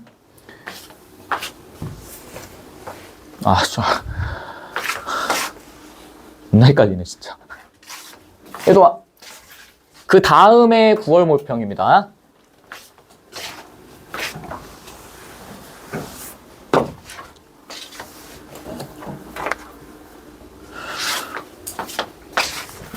요즘은도 이제 약간 거시경제야. 그래서 이제 우리가 쓰는 공공 서비스에 대한 내용이 주로 나오게 될 거예요. 이해됐니? 자, 경제학에서는요, 가격이 한계 비용과 일치할 때를 가장 이상적 상태라 본대. 잘 봐. 한계 비용이 뭔지 몰라요. 한계, 뭐 한계점인가? 비용, 코스트. 근데 그거랑 뭐 할 때가? 무엇이? 가격이 무엇과 일치할 때? 한계 비용과 일치할 때를 가장 무슨 상태로 본대? 이상적 상태로 본대. 가장 안정적 상태다 이 얘기겠지. 맞니? 한계 비용이란 재화의 생산량을 한 단위 증가시킬 때마다 추가되는 비용이야. 머리 써봐. 잘 봐. 내가 만약에 어떤 과자가 됐든 아니면 노트가 됐든 무엇인가를 생산을 해. 이해됐니? 근데 내가 원래 생산하던 양이 있을 거 아니야? 근데 그 양보다 한 단위를 증가시킨대. 이 단위라는 얘기는 여러분들이 굳이 모르셔도 되는데 기본적으로 어떤 한 단위라고 하면요. 내가 만약에 100개 생산했어. 근데 한 단위 증가시켜. 그러면은 이전 대비 한 단위를 더 늘린다는 얘기는 100 플러스 몇? 100. 합쳐서 몇 개를 생산한다는 얘기야. 200개를 생산한다 이 얘기예요. 잘 봐. 다시. 내가 원래 1회 생산할 때 200개를 생산합니다. 예를 들어서. 근데 잘 봐. 내가 만약에 한 번 더 생산할 거예요. 그러면은 역시 또 얼마만큼 만들어야 돼? 200개씩 만들어야 되죠. 그런데 내가 이 만들고 있는 이 물건이 너무 장사가 잘 되는 거야. 너무 장사가 잘 돼. 그래서 발주를 넣는 쪽, 편의점이나 이런 데에서 물건 좀 더 넣어주십시오. 이렇게 얘기를 한단 말이야. 그럼 나는 당연히 200개는 원래 생산한 대로 생산해야 되고 한 단위를 더 생산해야 돼. 그 한 단위는 뭐겠어 여기에서 당연히? 200개겠지. 이렇게 되겠죠. 이해돼? 그래서 400개가 만들어질 거야. 잘 봐. 그런데 그동안에 우리가 생산했던 기준은 전부 다 어디에만 집중하고 있었어? 200개에만 집중하고 있었지. 그런데 잘 봐. 이 200개를 추가로 더 만들려면은 시간을 더 쪼개야 될 거고 사람이 부족하면은 사람을 더 고용해야 될 거고 허니버터칩 생각해봐. 너네 허니버터칩 옛날 기억나니? 2000 몇 년이었냐? 한 15년? 이때쯤에. 그때 이제 막 열풍을 불었잖아. 허니버터칩이. 그래가지고 막 온 동네가 허니버터칩 품절 현상 일어나가지고 막 다 뛰어다니고. 최근에는 뭐 두바이 초콜릿 이런 거 있었잖아. 난 그거 아직도 안 먹어봤어요.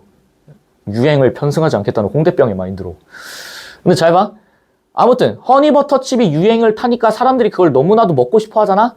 그래서 라인을 막 더 깔았다고. 이해됐니? 그럼 당연히 이만큼 더 생산하려면 비용은 당연히 어떻게 되겠어? 증가할 수밖에 없겠죠. 인건비가 됐든 재료비가 됐든 뭐가 됐든. 그래서 그렇게 추가되는 비용을 말한대. 잘 봐. 그러면은 왜 이런 거랑 한계 비용과 일치하는 거를 가장 이상적으로 보는 걸까? 잘 봐. 가격이라는 얘기는요, 기본적으로 잘 들어봐. 가격이라는 얘기는 공급자와 그리고 소비자 간에 합의가 있어야지 돼. 이해돼? 너무 높아도 안 되고 너무 낮아도 안 된다고.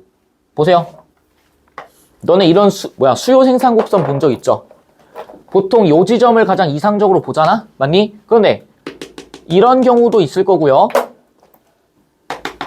이런 경우도 있을 거야.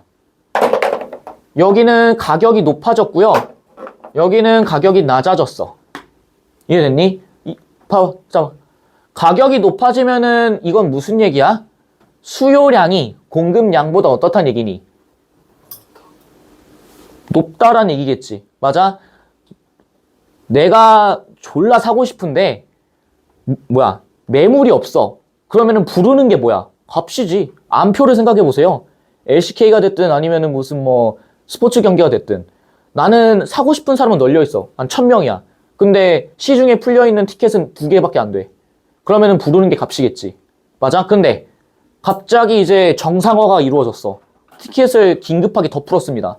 그럼 사람들이 막 달려 들어가지고 다 사가겠죠. 그러면 당연히 가격은 그 이후에 어떻게 될까? 낮아질 수밖에 없겠지. 이해돼? 여기까지? 됐어? 잘 봐. 그런 어떤 합의에 의한 건데 그 가격이라고 하는 게 무엇과 일치된다? 한계, 비용. 추가되는 비용과 일치해야 돼. 그 한 단위 추가할 때마다 늘어난 이 비용을 우리는 뭐라고 이야기할 거다? 가격이라고 얘기를 할 거라고. 이해되셨어요? 이 한계 비용 곡선과 수요 곡선이 만나는 점에서 가격이 정해진대. 수요 곡선과 한계 비용 곡선이 만나는 지점이야. 거기서 정해지면 재화의 생산 과정에 들어가는 자원이 여기 나와있지. 뭐라 해? 낭비 없이 어떻다? 효율적으로 배분돼. 손해가 있어 없어? 없어. 퍼펙트하게 배분되는 거야. 이때 사회 전체의 만족도가 가장 커진다. 우리 앞에서 공리주의 했었죠? 공리주의적 가치관에서 봤을 때 사람들의 만족도가 가장 어떻다? 크다. 가격이 한계 비용보다 높아져요. 상대적으로 높은 가격에 의해 수요량이 줄면서 거래량이 따라주고 결과적으로 생산량도 어떻게 돼? 감소해. 맞아? 야, 내가 만약에 과자를 엄청 먹으려고 했어. 허니버터칩에 미쳐 있었어. 사람들이 막 샀어요. 근데 먹어보니까 어때? 맛이 없네? 그럼 어떻게 되는 거야? 안 먹겠지. 그러면 당연히 더 이상 만들겠어? 안 만들겠어? 안 만들겠죠. 이해됐어? 이는 사회 전체의 관점에서 자원이 효율적으로 배분되지 못한다. 다시 말해, 비효율적으로 배분된다.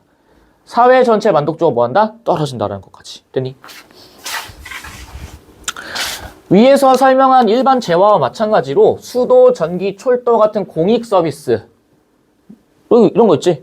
수도요금, 전기요금, 가스요금 이런 거 있죠. 그런 자원 배분의 효율성을 생각하면 한계 비용 수준으로 가격을 결정하는 것이 바람직하대. 그렇겠죠? 근데 잘 봐. 대부분의 공익 서비스는 초기 시설 투자 비용은 막대한 반면 한계 비용은 어떻다? 매우 적대. 그럼 이 말은 뭐야? 처음에 만약에 너네가 많이 생각해봐. 물을 공급해야 돼. 그러면 수도장을 겁나 크게 만들어야겠죠. 맞니? 근데 그 수도장에서 만들어내는 물의 양이 엄청나게 많을 거 아니야. 그런데 한 단위를 더 생산하는 데 필요한 그 비용은 매우 적다 이 얘기야. 왜 그럴까? 잘 봐. 한 단위를 만든다라는 얘기가 이게 매우 적다라고 생각을 하면은 너네가 이런 생각을 해볼 수가 있어. 초기에 투자 비용이 엄청 많이 들어가. 그런데 내가 이 한계 비용만큼 가격을 형성 지으려면은 봐봐.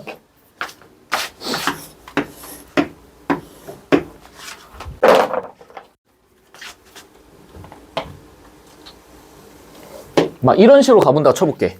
이해됐니? 잘 봐. 우리 어차피 뒤에서도 한번 나오겠지만요. 왜 그러면 한계 비용이 적은 걸까? 매우 적은 걸까? 이유가 뭘까? 사람들이 사용하는 수돗물의 양이 다른 것들과 비교했을 때 증가하는 폭이 어떻겠어? 일반 가정집을 기준으로 생각해봐. 야, 너네가 일상생활에서 샤워하고 씻고 하는 물의 양이 있겠죠? 근데 그 양을 이 수도원에서 공급을 하는 거야. 한 단위 한 단위 조금씩 늘러 가본다고 쳐봐. 얼마나 될까? 많겠니? 우리 집에서 수도용 2,500원 나오거든요? 왜 그러겠어? 내가 쓰고 있는 수돗물의 양이 어떻기 때문이야? 적기 때문이겠지. 이해돼? 내가 쓰는 양만큼 한계 비용이 그만큼 적다 이 얘기야. 그럼 생각을 해봐. 그럼 나는 이런 식으로 너네가 현장에서만 이거 읽으면 난 이렇게 생각할 거야. 한계 비용이 매우 적다라는 얘기는 바꿔 얘기하면 뭐라고도 얘기하면 싫으면 돼? 원래 어느 지점에서 만나는 게 가장 이상적이었어? 한계 비용이랑 뭐가 만나야 돼? 가격이 만나야 된다라고 얘기했었지. 그게 가장 이상적이라고 얘기했었죠. 그러면은 시설 투자 비용은 처음에 초기 비용은 무지막지하게 드는 반면에 얘네들이 받아야 되는 가격은 어떻다? 적다. 그러면은 처음에 투자만 겁나 많이 했는데 실질적으로 내가 회수할 수 있는 돈은 너무 어떤가? 적은 거야. 손해가 크겠지. 그럼 민간업자라면은 그런 손해를 감수할까? 감수하지 않아요. 왜? 일반적인 경제 주체는 손해를 감수하려고 해, 안 해? 안 해. 안 한다고. 그런데 그걸 감수할 수 있는 유일한 수단 하나가 있죠. 그게 뭐야? 정부, 공기업, 한국수자원공사, 한국가스공사, 한국전력공사. 이해됐니? 그래서 막 민영화 해야 된다 이런 쌉소리가 나오잖아요. 그거 다 헛소리 진짜. 그거 올리잖아요? 망해요 우리나라. 여기 있지. 공익 서비스를 제공한 기업은 무엇을 볼 수밖에 없어? 손실을 볼 수밖에 없는 거야. 이해돼? 진짜 헷갈리네 진짜. A섹터. 예컨대 봐봐. 예를 들어 이런 얘기겠지. 초기 시설 투자 비용이 6억 달러고요. 1달러의 한계 비용이래. 보여? 톤당 얼마?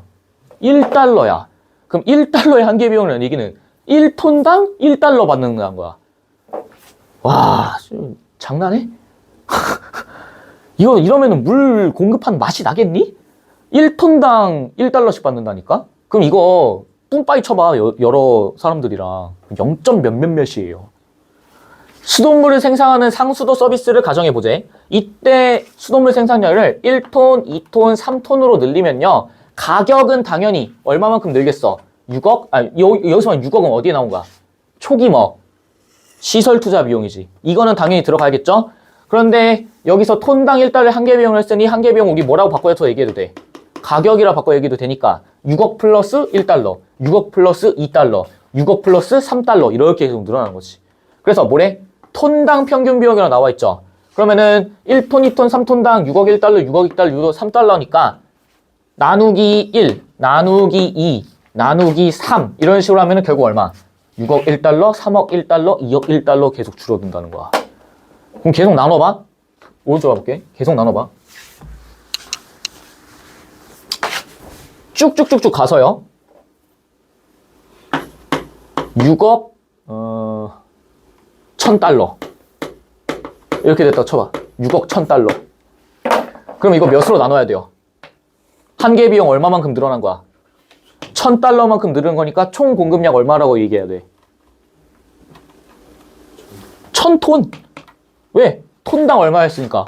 1달러였으니까 6억 빼고 1000달러는 전부 다 얼마만큼 공급한 거니? 1000톤만큼 공급한 거지. 이해됐어? 이해됐니? 그럼 잘 봐. 6억에다가 1000달러 나누면 얼마 나와? 그럼 대충 계산해볼까? 1, 10, 100, 1000만, 10만, 100만, 1000만, 억 나누기 1000. 공 3개 날아가고 이렇게 나오겠네요 대충. 맞나? 1, 10, 100, 1000만, 10만, 100만, 1000만, 억 나누기 1000톤 이런 식으로. 이해됐니? 아무리 나눠도 결국에는 한계 비용 아래로 떨어져 안 떨어져? 안 떨어지죠? 맞니? 6만 1000원까지 가잖아 지금. 이해됐어? 절대 안 떨어진다 이 얘기야. 그럼 잘 봐. 따라서 한계 비용으로 수도용을 결정하면은 총 비용보다 당연히 뭐가 적어? 수입이 어때요? 적을 수밖에 없는 거 아니겠어? 야, 가격이 지금 얼마야? 톤당 얼마? 1달러라니까? 말이 안 된다니까요? 너네로 따지면은요, 노트 1000개에 1달러 이런 식. 노트 1000개에 1000원. 그럼 나는 이제 1원 받는 거예요. 거의 그냥 땅 파서 장사하자는 거지, 이거는. 이해돼? 그래서 결국 뭐 봐? 손실을 보는 거야. 이해되니? 이를 해결할 수 있는 방법은 두 가지가 있어요. 하나는 정부가 공익 서비스 제공 기업에 손실분만큼 뭘 줘? 여기 나와있지 뭐? 보조금. 우리 아까 앞에서도 했었죠? 보조금을 주면은 플러스가 되고 벌금을 주면 마이너스. 그래서 내가 하는 행위에 따라 이게 긍정일지 부정일지는 처음에는 의식하지 않았지만 이제는 의식하게 된다 이런 얘기. 다른 부분 근데 봐봐. 주는 거고 다른 하나는 어디? 어느 수준으로? 평균 비용 수준으로 정한대. 전자의 경우에는요. 보조금을 세금으로 충당한다면 다른 부분에 제어할 재원, 재화의 어떤 근원, 원천 이런 것들이겠지. 그게 줄어드는 문제였어. 평균 비용 곡선과 수요 곡선이 교차하는 점에서 요금을 정하는 후자의 경우에는요. 여기 나와있어. 총 수익과 총 비용이 같아져 기업이 손실을 보진 않아. 왜? 잘 봐. 평균 비용이라는 얘기는 뭐야? 우리 아까 한 개 비용은 내가 한 단위를 생산할 때마다 늘어나는 가격이다라고 얘기했었지. 근데 평균 비용은 뭐예요? 전부 다 더했을 때 나누기 뿜빠이 쳐버려서 아까 전에 우리 6억 1,000달러 이렇게 나왔을 때 나누기 1,000하면 얼마 나왔어? 6만 1,000원 이렇게 나왔었지. 맞니? 그런 수준으로 하면은 총 수입이랑 총 비용이 같아진다고. 그래서 손실은 안 봐. 근데 어때? 요금이 어때요? 한 개 비용보다 훨씬 어때? 높지. 아까 우리 6만 1,000원 이렇게 나온 거랑 1달러랑 비교해봐. 차이가 극심하잖아요. 이해돼? 사회 전체에서 봤을 때 효율적 배분에 뭐가 생겨? 문제가 생기는 거야.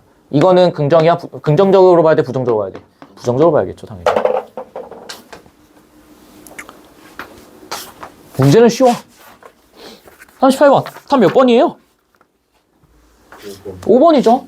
평균 비용이 한 개 비용보다 큰 경우 공공요금을 평균 비용 수준으로 결정하면 자원의 낭비를 방지할 수 있는 게 아니라 없죠. 비효율성이 더 증가하는 거겠지. 이해됐니? 여기까지. 39번. A세트 아까 전에 이 내용이었고요. 이거 봐. 한 개 비용이 아까 전에 몇 달러? 1달러였죠. 평균 비용은 이렇게 됨에 따라서 수요는 계속 증가하게 돼. 수요는 이렇게 감소하게 돼.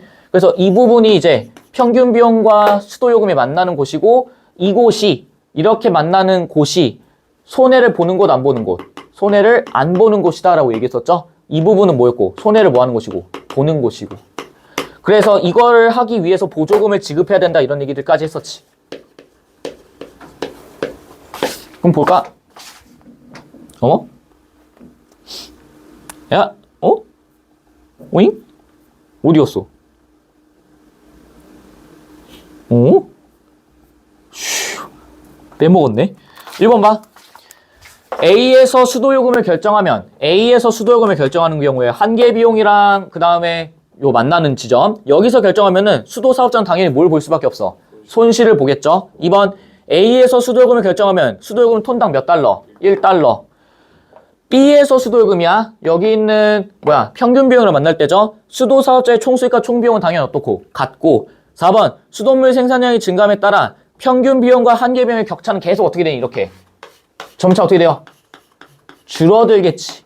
맞니? 5번 요금 결정 지점이 A에서 B로 이동하면 사회적인 만족도가 증가하는 게 아니라 어떻게 되겠어? 감소하겠지. 불만족스럽겠죠? 비효율적으로 배분되니까. 40번 기억과 미음으로 바꿀 수 있는 거예요. 다음 몇 번일까? 3번이죠. 추정대면이 아니지.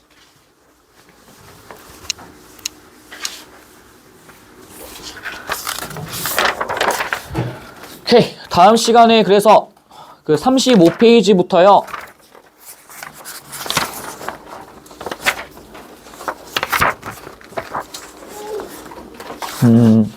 35페이지부터 40페이지까지 하시면 되겠습니다. 이제 거의 다 끝나갑니다.